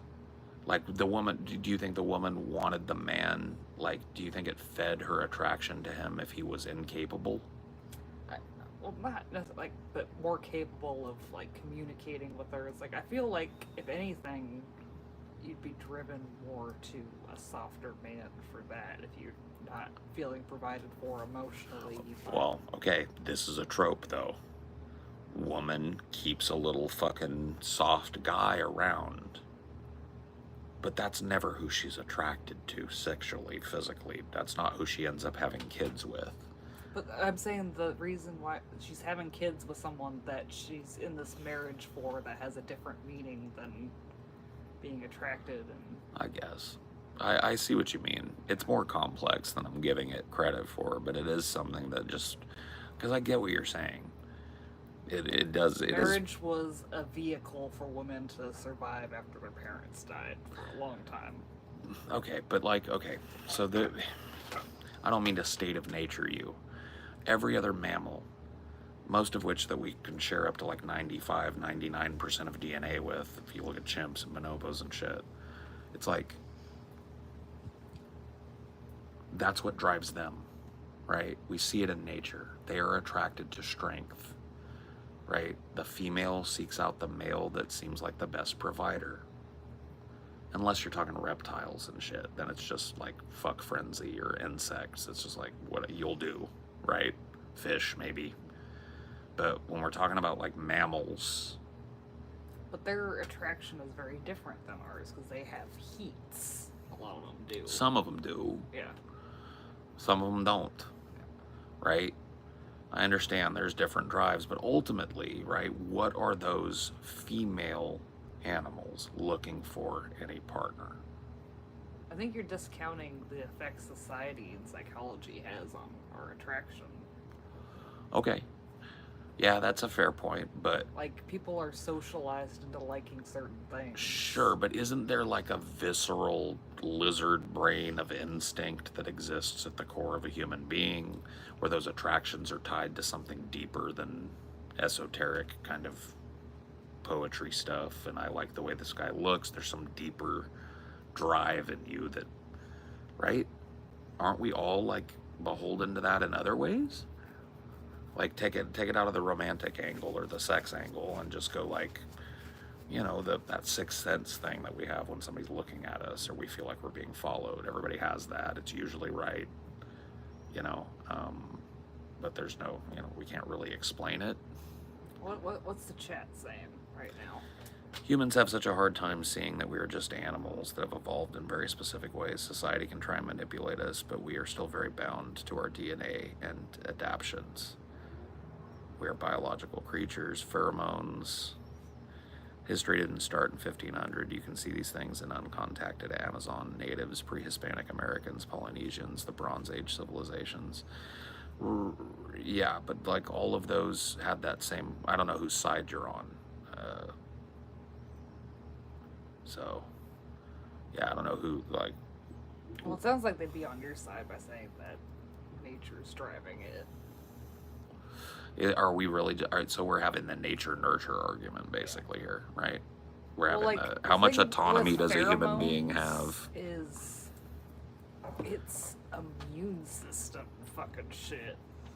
It's finding someone that's opposite enough to create a more robust immune system. It doesn't have anything to do with fucking...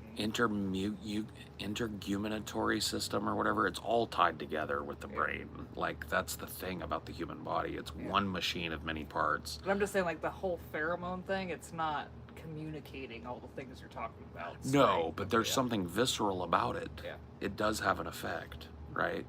It's part of the selective process. And so I guess that's what I'm trying to drill down to. Everything that I agree with a lot of what you're saying. Attraction in human beings is more complex than it is with other mammals because we have this whole social structure and what we call consciousness, right? Or self-awareness to a greater extent than any other animal. I think pheromones is a good example of like what can drive that initial pull. Yeah, okay.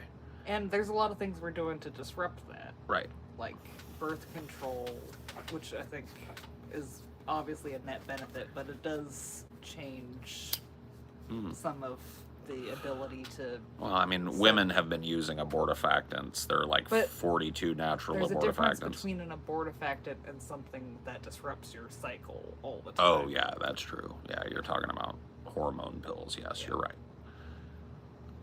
But yeah, women have been practicing that kind of choice for thousands and thousands of years. It's much more recent to have something that affects your hormones all the time. Right. Yeah, that is true. That is true. That's a modern medicine thing. I'm sure there are ways that you could kind of like maybe cause your hormones to fluctuate with natural means. Like, don't they say that like certain foods can decrease testosterone production or increase estrogen production? I know that some of that is like, but not to the extent right. that these drugs can. Sure. Like, these drugs are basically putting women in the state of perpetual, my body thinks it's pregnant. Right. Yeah. Gotcha. Yeah, that is different, but you know, it's along the same lines. It's birth control. It's just a interceding prior to having the need for an abortifacient. But I get what you're saying. It is different. It's more complex. I think what I'm trying to drill down into is, okay, I think a lot of the stuff that you're talking about when it comes to women and their attractions is very front-brained. I want to know what the medulla oblongata is providing.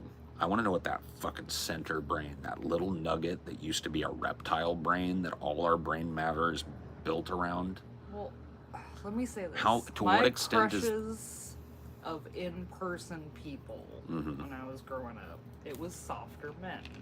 Okay. Well, softer in what way? Like effeminate, artistic.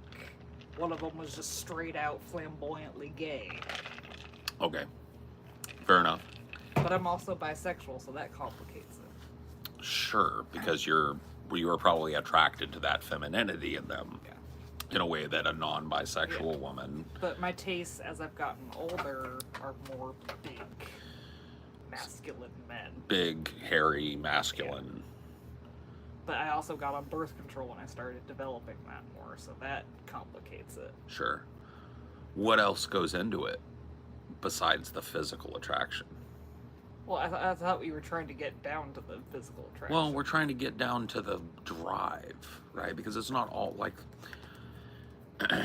Let's say, okay, I know this is different, but I'm talking about that nugget of brain, right? So let's say that we're lizards in the primordial fucking world, right? And I come along and I've got a big gash on my face, right? A scar that is healed, but I beat the fuck out of the rival in front of you. Like, you might look at that scar and go like, oh, he's wounded, but I just beat the fuck out of the rival in front of you. You're gonna let me mount you. So capability and like that masculinity, that protector, provider thing that is pretty common in sexually dimorphic species. Not always. Sometimes it's inverted. Sometimes it's a matriarchal kind of situation. But most of the time, the males are big, strong, capable, buff.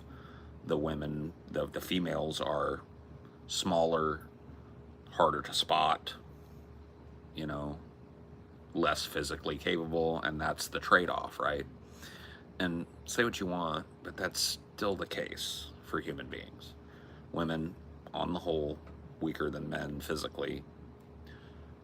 Men, on the whole, less emotionally in touch than women, less capable as nurturers, but more capable as providers. Now, some of that is sociological, in fact, most of it now, but it's still there, right?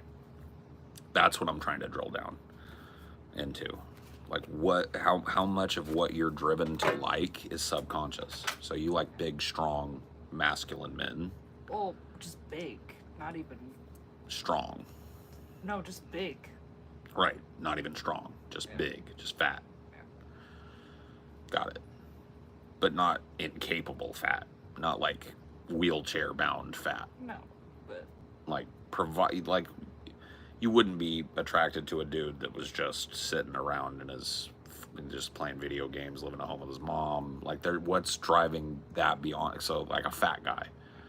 Okay, so now I'm fat, I'm living at home with my mom, and I play World of Warcraft, and I do a stream where I make $20 a night.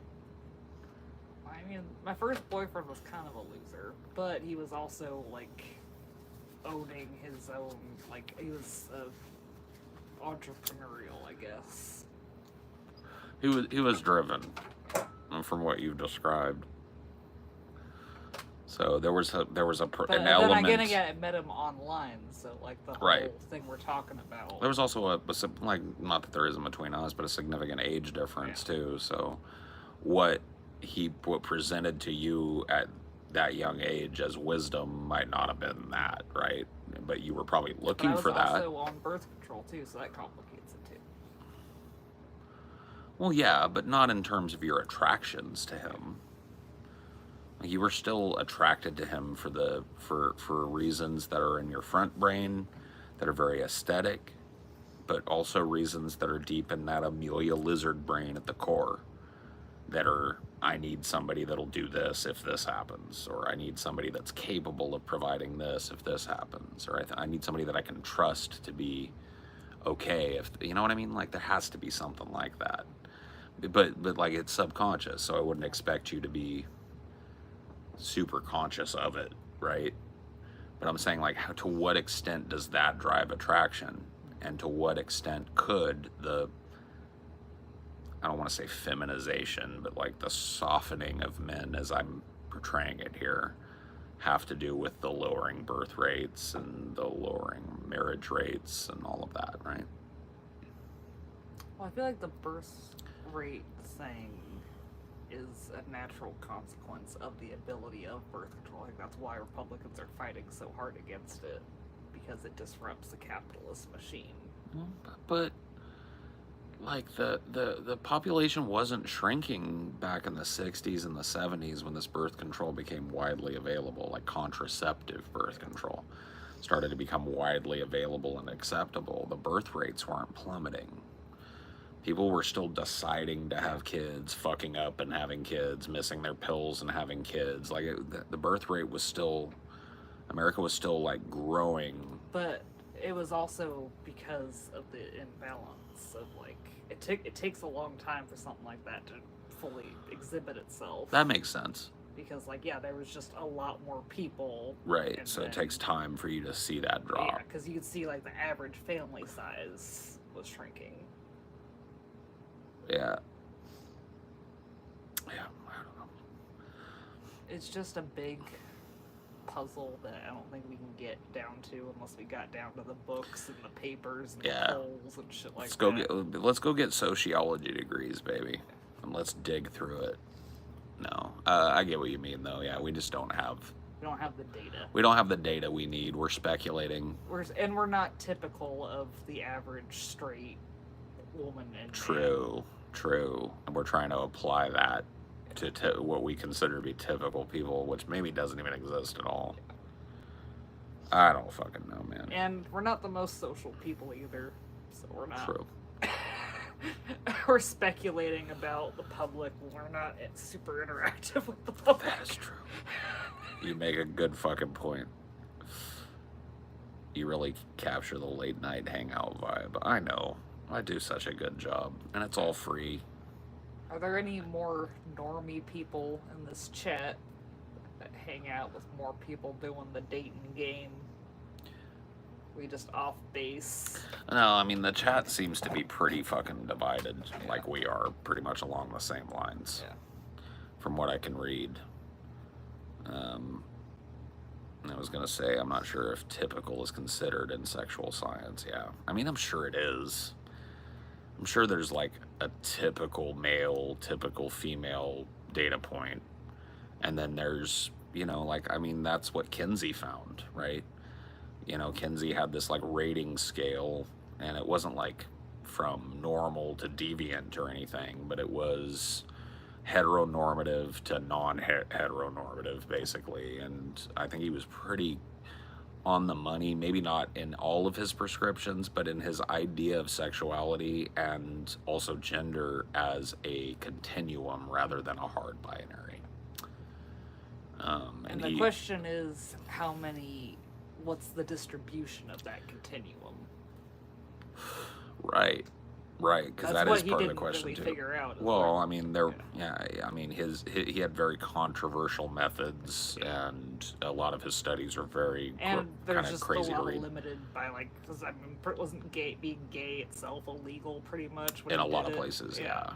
So he didn't really have access to the amount of people he would need to create an actual balanced statistical distribution.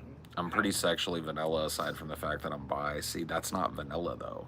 Vanilla is I'm a man and I like pussy. I'm a woman and I like dick. That's vanilla. You being bi, you're a scoop of Neapolitan ice cream, my friend. That's not vanilla anymore. See, the idea that you're vanilla comes from this culture of like, it's so easy to find these groups of people that have fetishes. And I think that a lot of people are like me, whereas I've talked about this a little bit before. I tend to be pretty fucking like amenable to other people's fetishes to a certain extent. I mean, I obviously. Well, that's what kind of like my argument about like attraction is socialized. There's a lot. I think a lot of people are moldable, and that's one of the things people can be molded to like. Right. I may not be interested in a certain thing, but if it gets my partner off, and then it's usually something that I'll at least try, and if not, incorporate. Right. So like that micro level like moldability is, I'm saying, like the societal pressure puts so much on. Yeah, I think you're right. It's weird. It's very, very complex what we're talking about, and I think we're running into that data problem again. Because you're right. I think adaptability is more relevant. The foundation of attraction is highly plastic and can be modulated by modern socioeconomic factors as equally as physical unga-bunga factors, right?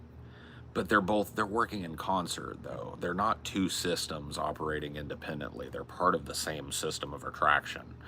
The questions that we're asking, or at least the ones that I'm trying to drill down to, is how much of that is subconscious, how much of it is conscious, and to what extent can we define those subconscious desires in sexual dimorphism?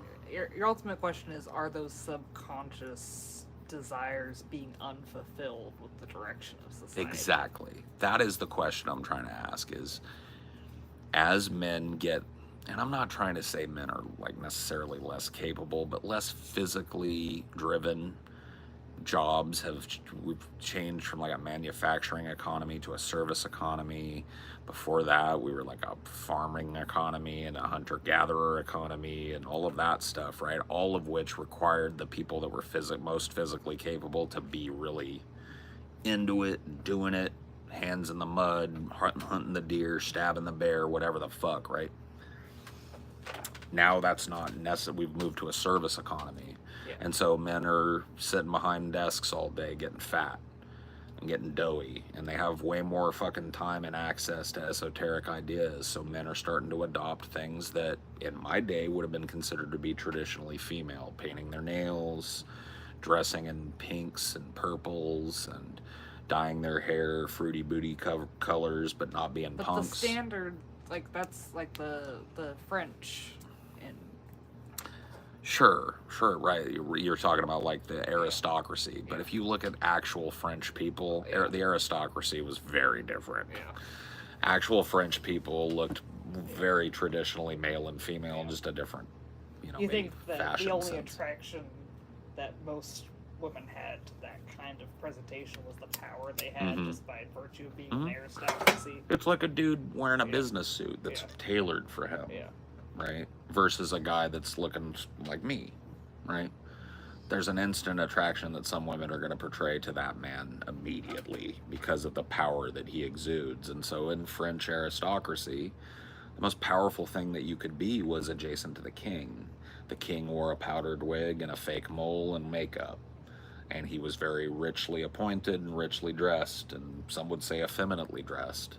But that was the king. That was the head man, the most capable man in the world. So if you looked like him or were adjacent to him or were part of his court, fuck yeah, you were getting pussy left and right.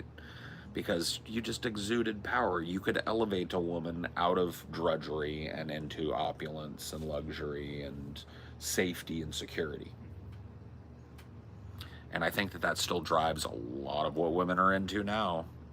I think that a lot of the swiping going on from men is being uber picky about physical traits. And I think the swiping going on from women is brokey. Well, I'll tell you, like, because I occasionally do dating profile rating when I do my little you do your survey site and shit. they have us rank on trustworthiness and like some of the criticisms that they like. Do you think this person looks arrogant? Yeah, it's trustworthiness, intelligence, and attractiveness. Okay, just overall attractiveness. Yeah, but trustworthiness and intelligence are also they're equal in how they ask women to rate. Well, because they're the same thing. Like attractive, like a lot of that it goes into attractiveness. Yeah, I mean, like you're judging it based on how they look. Right, but what do those things boil down to? How well can they provide? That's what they boil down to, right? Trustworthiness means he's not going to go spend his paycheck at the bar or on hookers. He's going to bring it home and he's going to provide for the family. And intelligence means he's not stupid. He's not going to make dumb decisions for the family and run us into the ground and leave us homeless and bare-assed in the winter with no food, right? So, like, isn't that what those two things boil down to, or am I fucking wrong? I mean, you make a good point. Yeah. That could be the driving of that. But, like, how much of that, let's see, we're still no closer to, like, how much of... That's how they're asking women to rate for this algorithm they're trying to sell the men. That doesn't... Right. That doesn't necessarily mean I'm rating them even though I've never used a dating app in my fucking life. Right. So, yeah, that makes no sense. It's very strange. So, yeah, if you've ever paid for your dating profile to be judged, I'm one of the judgers. When half the men's dating profiles are just ask, holding up a fish, or a list of prereqs that are embellished with rude BS, they aren't helping themselves. Sure, there's definitely a socialization problem, especially amongst young men, but I think that's a different fucking conversation. Well, I think maybe it's not. Because maybe that socialization problem has led to some of the things that I'm pointing out as softness. But are rather maybe it's just not like even softness, but it's just like lack deliberate of social capability, deliberate misrepresentation of yourself, a lack of your own sense of self, and so you're adopting what other people are doing. But that's always been what young men did. Greasers were popular, so everybody started doing that thing with their hair, rolling their cigarettes up in their sleeve. So it's like a fashion trend. This is such an expansive fucking conversation, I gotta tell you. Way deeper than a puddle. And I think beyond my pay grade. Well, so I was trying to lift you out of the red pill. Well, my mind wasn't there. I think you can see now my mind wasn't there. Yeah. But yeah, I was maybe using language that would have been interpreted that way. But my mind is not red. I'm not saying, man must be this. I'm just saying I wonder if that has anything to do with falling birth rates. The fact that men don't have to hunt anymore. They don't typically have to go out there and fucking bust their asses in the same way. There's a lot more convenience, which has led to... But then we're starting to get to the soft men create hard times create strong men create soft men create hard times. Yeah, I think the issue is because it's such a divisive thing, the conversation unfortunately gets limited. Or whatever. I got that wrong, I think, but whatever. Yeah, I get what you mean. Yeah. And that affects academia too. Like, the social climate affects which studies they're even doing. Oh yeah. I mean, there's all kinds. I mean, this is as deep as you want it to go, and there's never going to be a fucking answer. We're not going to arrive at an answer. It's just irreducibly complex at this point. For us. Yeah. And that's why fucking Republicans are just trying to solve it with a hammer. I mean, yeah, both sides like to lay the hammer down on a very complex issue. But yes, the Republicans they like the hammer more. It's hard to believe have this conversation when you train yourself to reject anything that sounds like the wrong conclusion, e.g. perking up over sounding red-pilled. I know what she meant by that. She was saying that you're flirting dangerously close with like Andrew Tateism. And I see the point. Like, I don't want to be perceived that way. That's definitely not where my head is at. I'm not an alpha. I don't believe that human beings are divided into alpha and beta. We're not pack animals, okay? And even that's kind of debunked on the whole pack scale, too. True. Well, to a certain extent. Yeah. I thought less education and normally in more poor parts of the world, religion is a larger thing. Some things like contraception and the belief that it's a sin to have an abortion is a bigger thing. Well, sure. I mean, we're talking about Western civilization versus global civilization. There are places with very, very different expectations and very, very different standards of living. There's places in the world where what I was talking about with like marriage being more of just a vehicle to survive is still a thing. Yeah. Like in India, arranged marriages are still a big thing. Yeah. And they're exploding. Here's another layer. Does this also have something to do with the deaths from despair and shit? Yeah. So if you look at quote unquote indigenous or uncontacted peoples or lightly contacted Amazonian or African tribes, right? These people are not killing themselves. They're just not. Now, I'm not saying that all of them are just smiling happy all fucking day, but suicide is not a thing they do. Or overdoses. That's a death of despair, too. That's unfortunately starting to creep into these communities. The closer we get to them, the more chances that one of them is going to start dressing like us, going into town and bringing shit back, and then it's just a hop, skip, and a jump until heroin or whatever the fuck, coke. I mean, but a lot of these tribes and shit, especially in South America, they're already doing that shit. Yeah, they're doing. They have that. Different drugs. It's like traditional medicine shit. Yeah. So, but not to the extent of OD. No. On it. Like a lot of the Brazilian, not Amazonian or lightly contacted tribes, off the grid tribes, they'll chew coca leaves all fucking day. Because you get a little bit of that buzz out of chewing on a coca leaf. But it's like equivalent to coffee, basically. Right, yeah, it's like refining it down to taking the stimulant out, getting rid of everything else, There's actually a collapse in the cocaine market.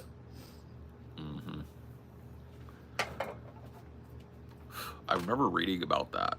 Like, it's fucking up all these smaller communities because they want less coke. Yeah.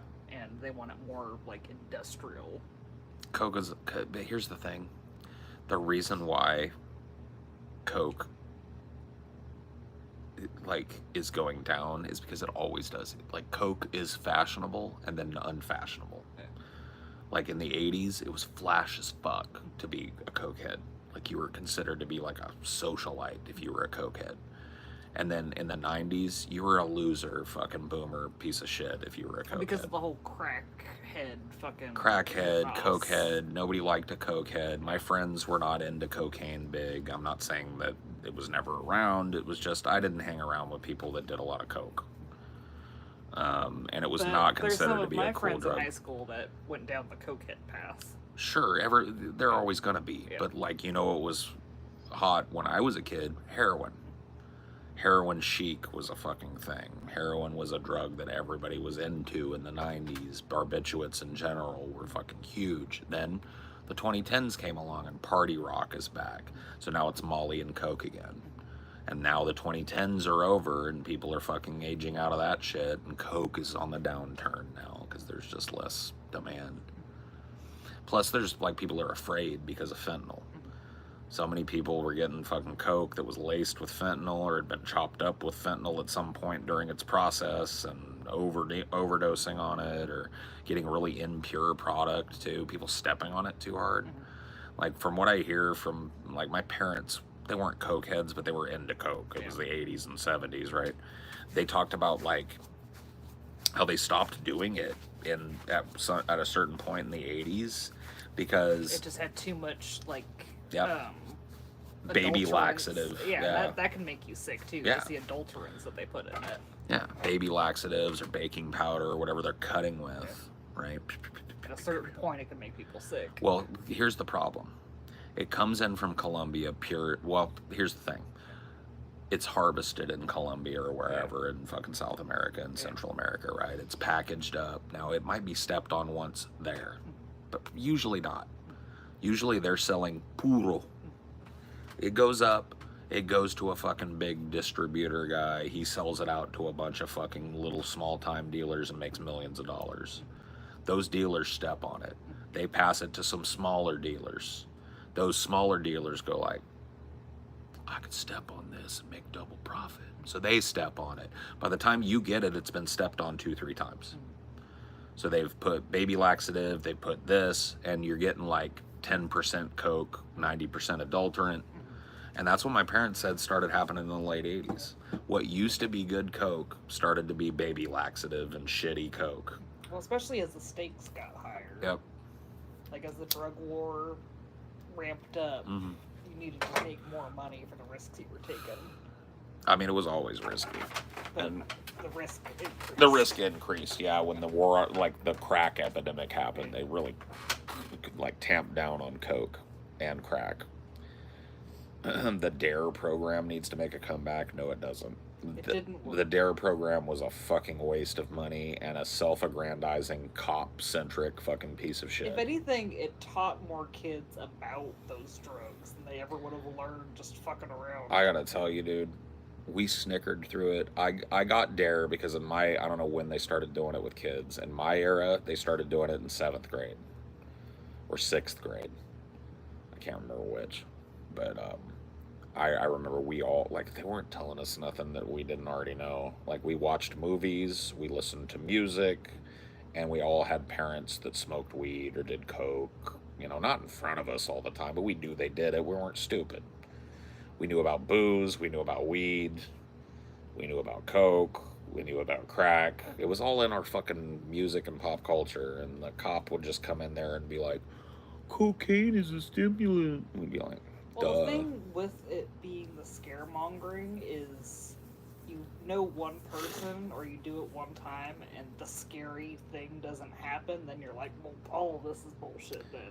No, that's true. Yeah. Well, that was one of the problems that we had with it when they got to the point where they were talking about weed. Yeah. Dude, weed was so ubiquitous. I wasn't using it yet, I think, at the time, DARE, but not long after. Yeah.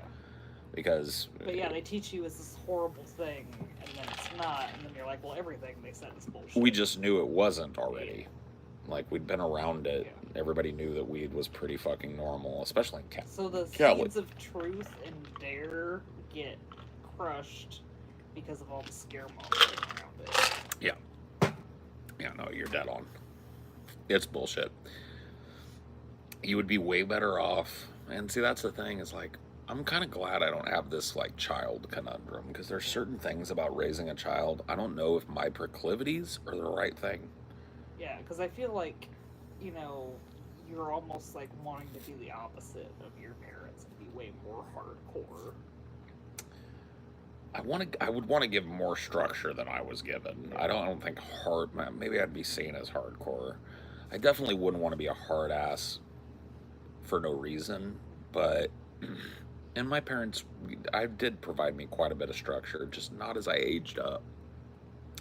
They let me run wild and free when I fucking got, like, 13, and that was stupid. Not that they shouldn't have, they should have kept me on a short leash, I'm glad they didn't, but by the same token, there was, like, the expectation, and part of that was their divorce, too. It was like, oh, well, fuck you, Mom, I'm gonna go live with Dad. That was always an option. So it gave me power in the relationship that I shouldn't have had, and that made it hard for my parents to provide that structure, I think. This reminds me of the conversation I have with my father outside while he smokes. Yeah, good old grandpappy smoking away on the porch. No, I like these types of conversations, but... They don't have an answer that's yeah, easy. They don't have to. I mean, not for me, but it is frustrating to run into the academic wall, you know. Like I would need to read probably like 50 books to really be able to even start thinking about this problem. That's always a problem. But that is frustrating to me, I think, sometimes. Do you even have a water out here or no? No, I did. Okay. I'm sucking on it. I just finished up my last couple gulps. You want me to get you some more or no? If you want, yeah. I appreciate it.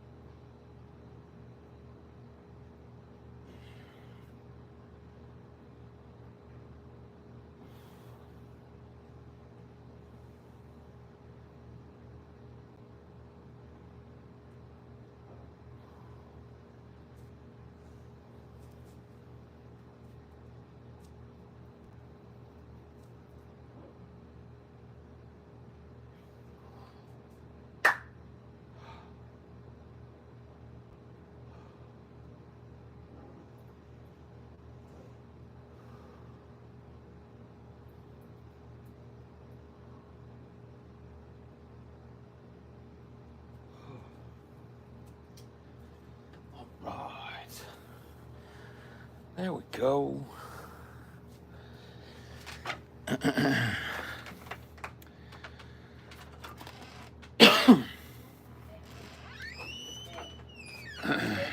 too crazy. You want let him try again? Probably you want not, to give though. him again? Nah, I think you're probably right. Would you be okay with the pizza tonight? Fuck yeah. There's never gonna be a no to that ever. I'm just letting you know. I'll do the meatloaf and taters tomorrow. I just don't feel like clearing a bunch of stuff to make room They can for wait. all that. Yeah.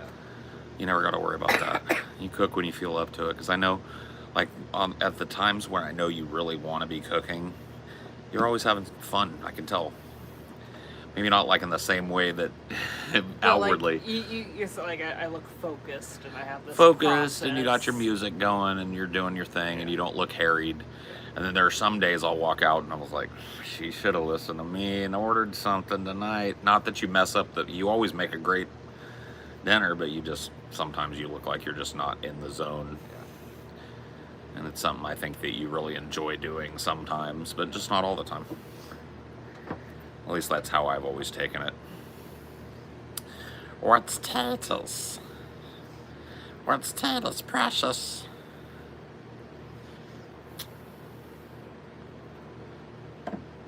You're from India.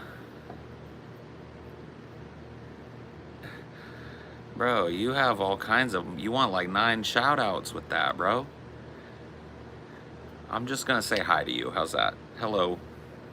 I'm from California. It's nice to meet you.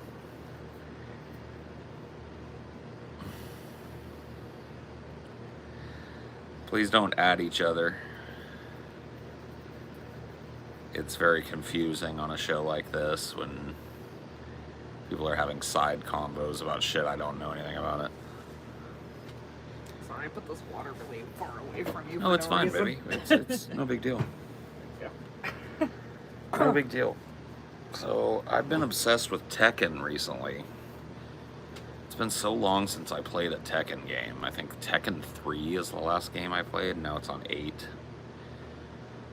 It was on like a retardedly steep discount, so I picked it up like 5 days ago. It was like $15 on the flash sale or something, because Steam did this fighting game fest or whatever. Anyway, I picked it up.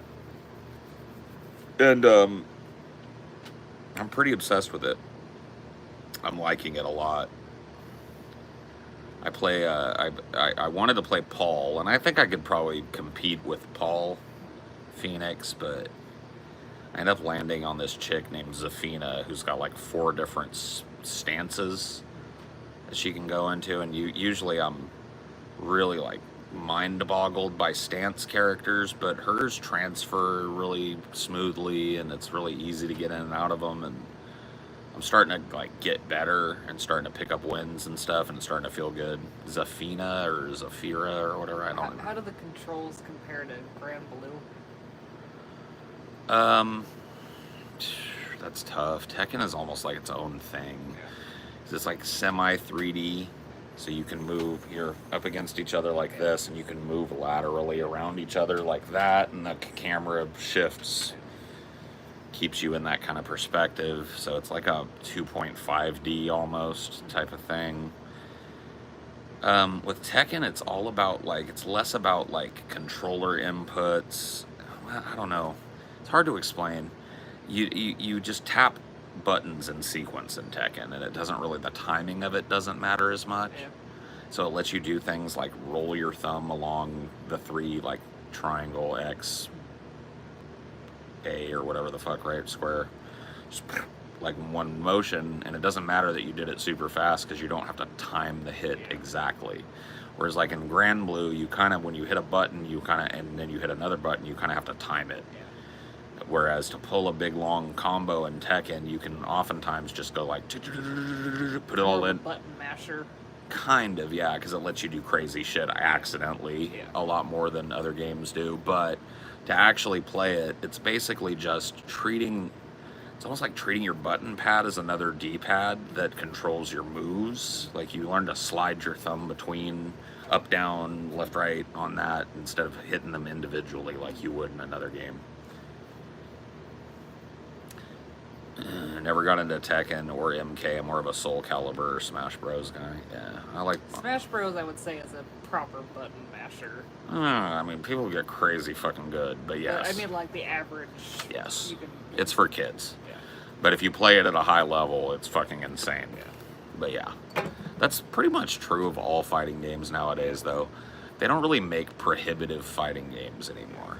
They're trying to get more people into them. So make them accessible, like make them wide and deep, or narrow and deep, basically. Well, the thing is, those fighting games, you need a lot of fodder for the big players to defeat, which is why they want to have a lower bar for entry. Yeah, but the way it works now with ranked is you're always fighting people that are within 2 ranks of you either way, because that's how you get points. But you gotta have fodder to climb up. Yeah. Again. It's cool but that's more like for people like me. Yeah. Because like now I'm ranking up in ranked. Slowly but surely I'm moving out of the baby ranks and moving into like the green and then to the blue, you know? So it's like you get to a certain point where you're like rewarded and you're getting better because you're learning your character better. And, you know, I just happened to find one that's not normally the type of character I would even look at, but I decided to try them all. And when I tried her, I was like, ooh, a stance character, cool. Is it just easier with the specific Tekken controls to work with the stance character? Yeah, it's easy. Well, but it's complex, but I've started to learn the different button combos, because like sometimes you'll do like a 1-2-3 kind of combo where she does 2 punches and a kick, and that specific kick will land her in another stance. So instead of going back to normal after that combo, she'll be in her second stance. So I've learned those combos that'll take her in and out of her 4 different stances. She's got one where she crawls on the ground. She's got one where she's really low to the ground, and she's got one where she's really tall with her leg up, and then her normal fighting stance. And her moves are different in all 4 of them.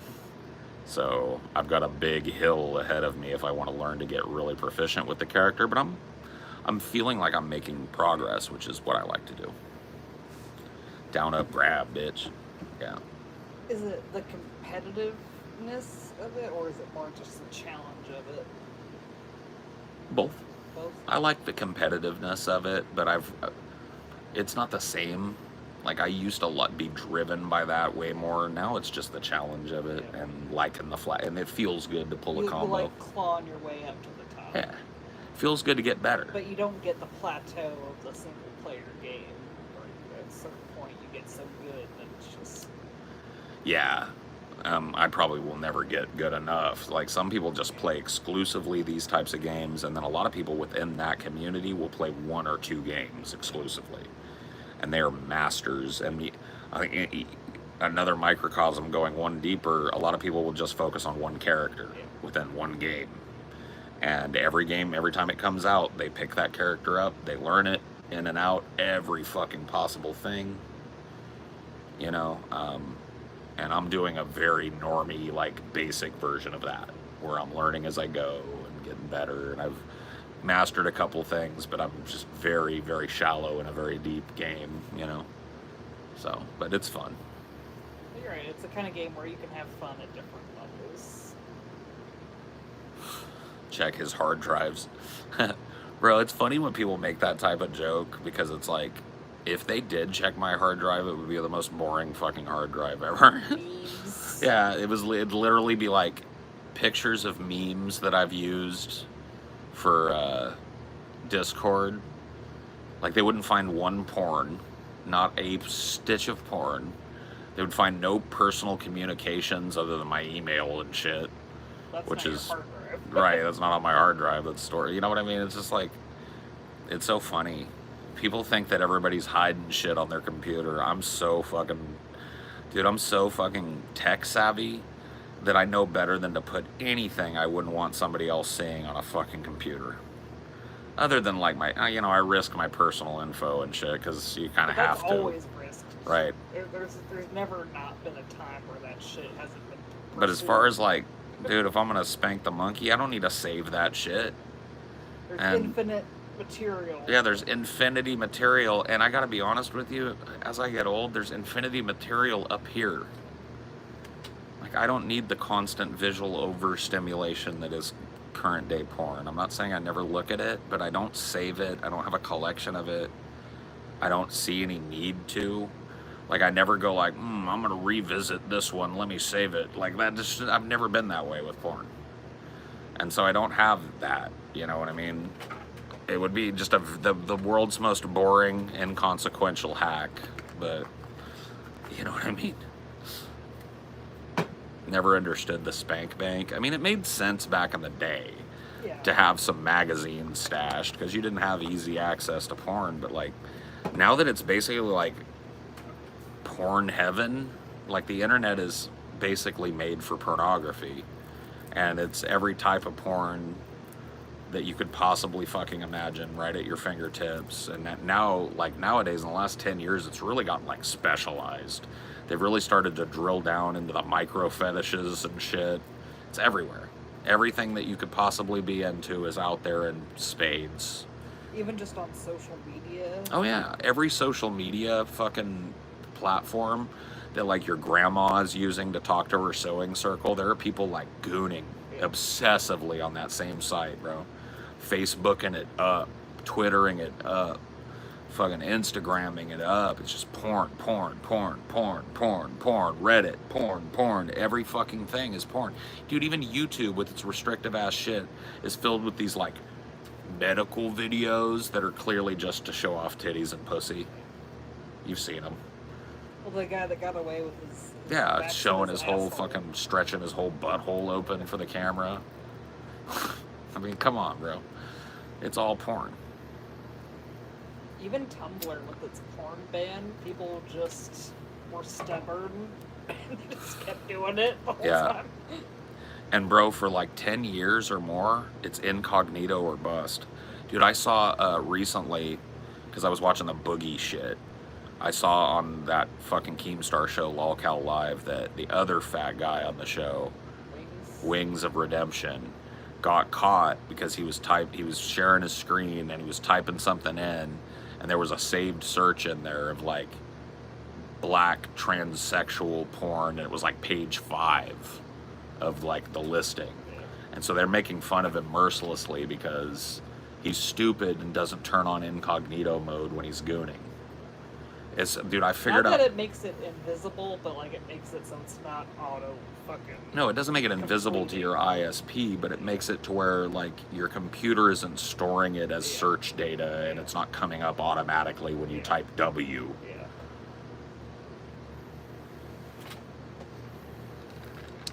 But Wings handled it. He did a micro version of the TJ Banana video. He was basically like, fuck yeah, I was jerking off to that shit. I don't care, whatever. Yeah, it was 5 pages deep. Sometimes you gotta look a long time. You know, he was good about it. He just owned up to it and everybody laughed it off. And then Boogie got excoriated for 90 minutes straight because he wouldn't admit that he doesn't have cancer. You know, it's just like, sometimes people are so different, even though they're perceived as the same by people. That's why I like that. I'm starting to like that show. But the thing is... Because Wings is like hardcore relatable. And Boogie is the opposite. Boogie is a nightmare. Dude, today, I was watching that shit while I was kind of laying in the bed being depressed. Boogie had a fucking... Okay. It's fucking nuts. See, we cover Boogie, so I'm trying to keep up on this. And now we got another clip I'm going to have to pull for tomorrow. Oven's preheated. Oh, the pizza. But yeah, no, dude. Are you going to DC like you said? I will be going. I don't know that I'm going to make it by the end of the year. Like I said, that was tentative. There's so much I have to do on the East Coast. I don't know that I'm going to be able to fit it all into one, and I'm not doing 2 trips back by the end of the year. I think it might be smart to not do it during November. I have a feeling that like it's going to be a fucking zoo in DC in general in November. And so for me to be there in fucking November doesn't make a whole lot of fucking sense to me. So I'm thinking like next year I'll plan a trip back east. It's something I'm probably going to want to do a few times. So, but that's the way it's looking now. I don't know. I may end up still doing it depending on where we do it. Well, remember 10 years ago, everyone gushing over Boogie, calling him the nicest guy on the net? Yeah, dude, Boogie had a fucking meltdown today, bro. It's fucking crazy. And see, that's the thing, is like, I don't know how much of this is performative, how much of this is fucking... I don't think it is, though. That's the thing, is I think most of this is just Boogie being fucking crazy. But maybe I'm wrong. Maybe they're doing it for the money.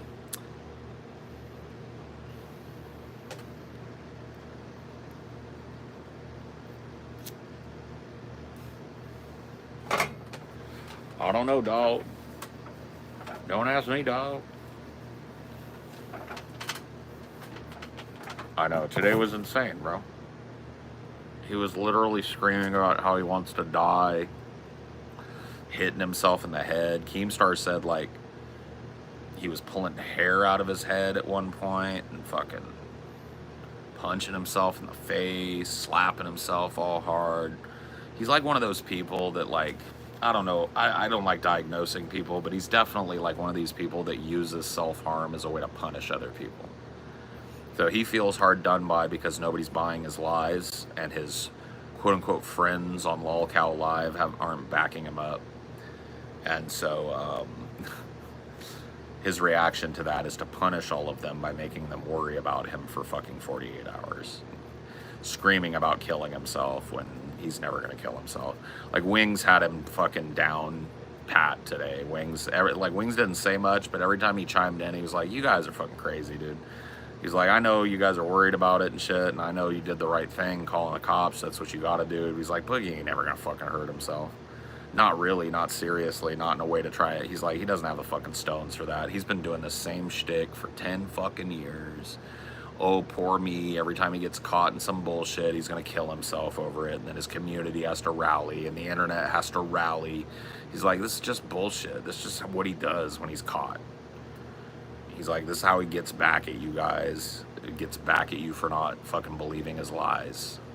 Now you're all running around, like, worrying about fucking Boogie. You know what I mean? Like, he just had it, dude. But Wings kept it a rack, bro. I gotta look, dude. The guy has fucking redeemed himself in a way that I didn't think was possible, bro. He's now the voice of reason. Who the fuck saw that coming, bro? He's on a giant show, a giant growing podcast, and he's the voice of reason on the podcast. Who the fuck could have predicted that 2 years ago from Wings? Wings of redemption indeed, bro.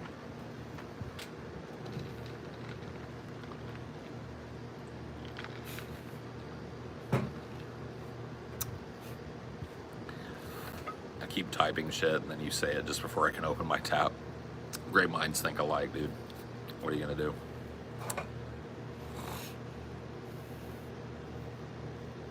The thing that pisses me off is Boogie's a terrible human being that should be made to get off interweb. Nah, dude.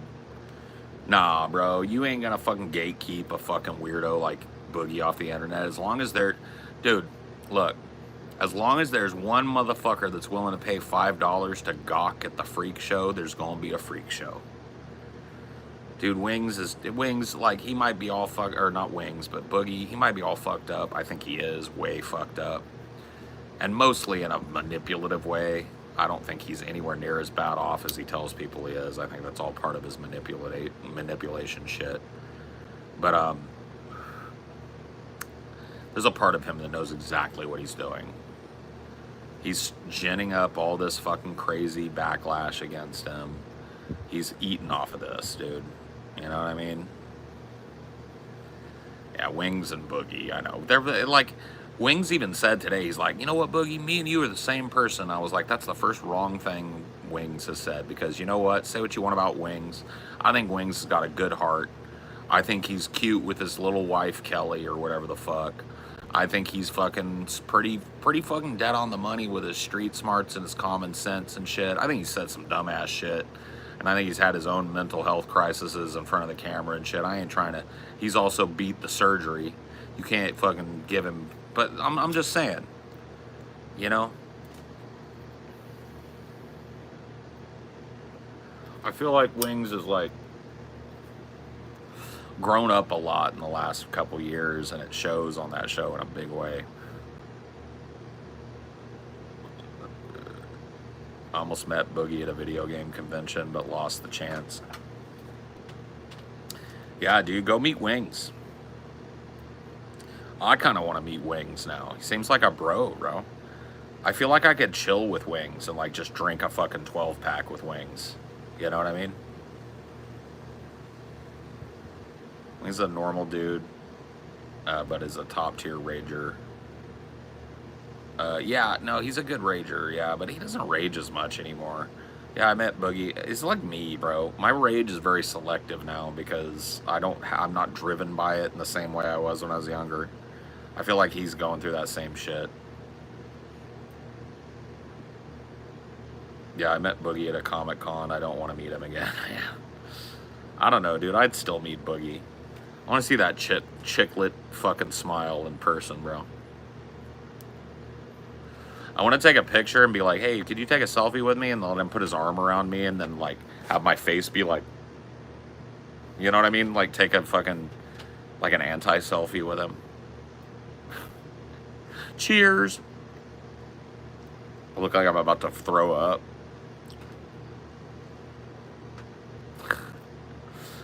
So, Paul, are you saying we should all just point and gawk at Boogie and his behavior? No, I'm just saying that, I'm not saying you should, I'm just saying that people are going to anyway, so you may as well stop moralizing about it.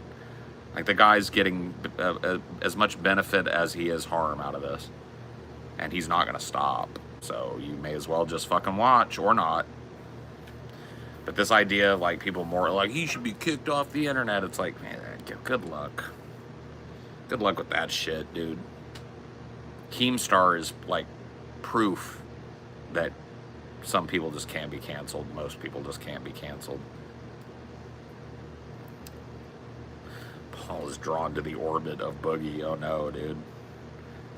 Boogie is where he wants to be. He's into the humiliation. It feeds his badass victim inner monologue. I think you're probably right. I think Boogie definitely has a humiliation fetish. I think he likes being made fun of. There's part of him that gets off on it, I think. Being a mess and having people tell him what a mess he is. You're a messy little piggy, Boogie. I wish they would have got into more detail with that chick about what Boogie's into in that documentary. You know, that one that said she quit sex work because it was so disgusting, fucking Boogie? I wish they would have asked her, like, what kind of shit did you do? Was he into the, like, was he a sub? Was it role play? Like, what kind of shit were you doing with Boogie? Because I wonder. You know what I mean? I wonder if Boogie's all about just like, oh, call me a pig, or if he's like into being fed. Like it just like make me 3 big pizzas and then put them in front of me and then just humiliate me as I eat them. You're not gonna eat a whole other pizza, are you? You're disgusting fat fuck. Whatever, bro.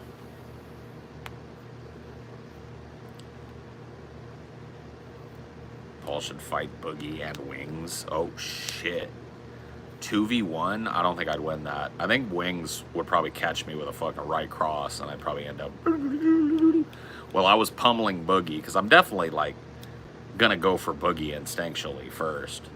Like, number 1, get the easy one out of the way so he's not fucking, like, tipping the scales against fucking Wings. And then number 2, just, I want to bust them chicklet teeth.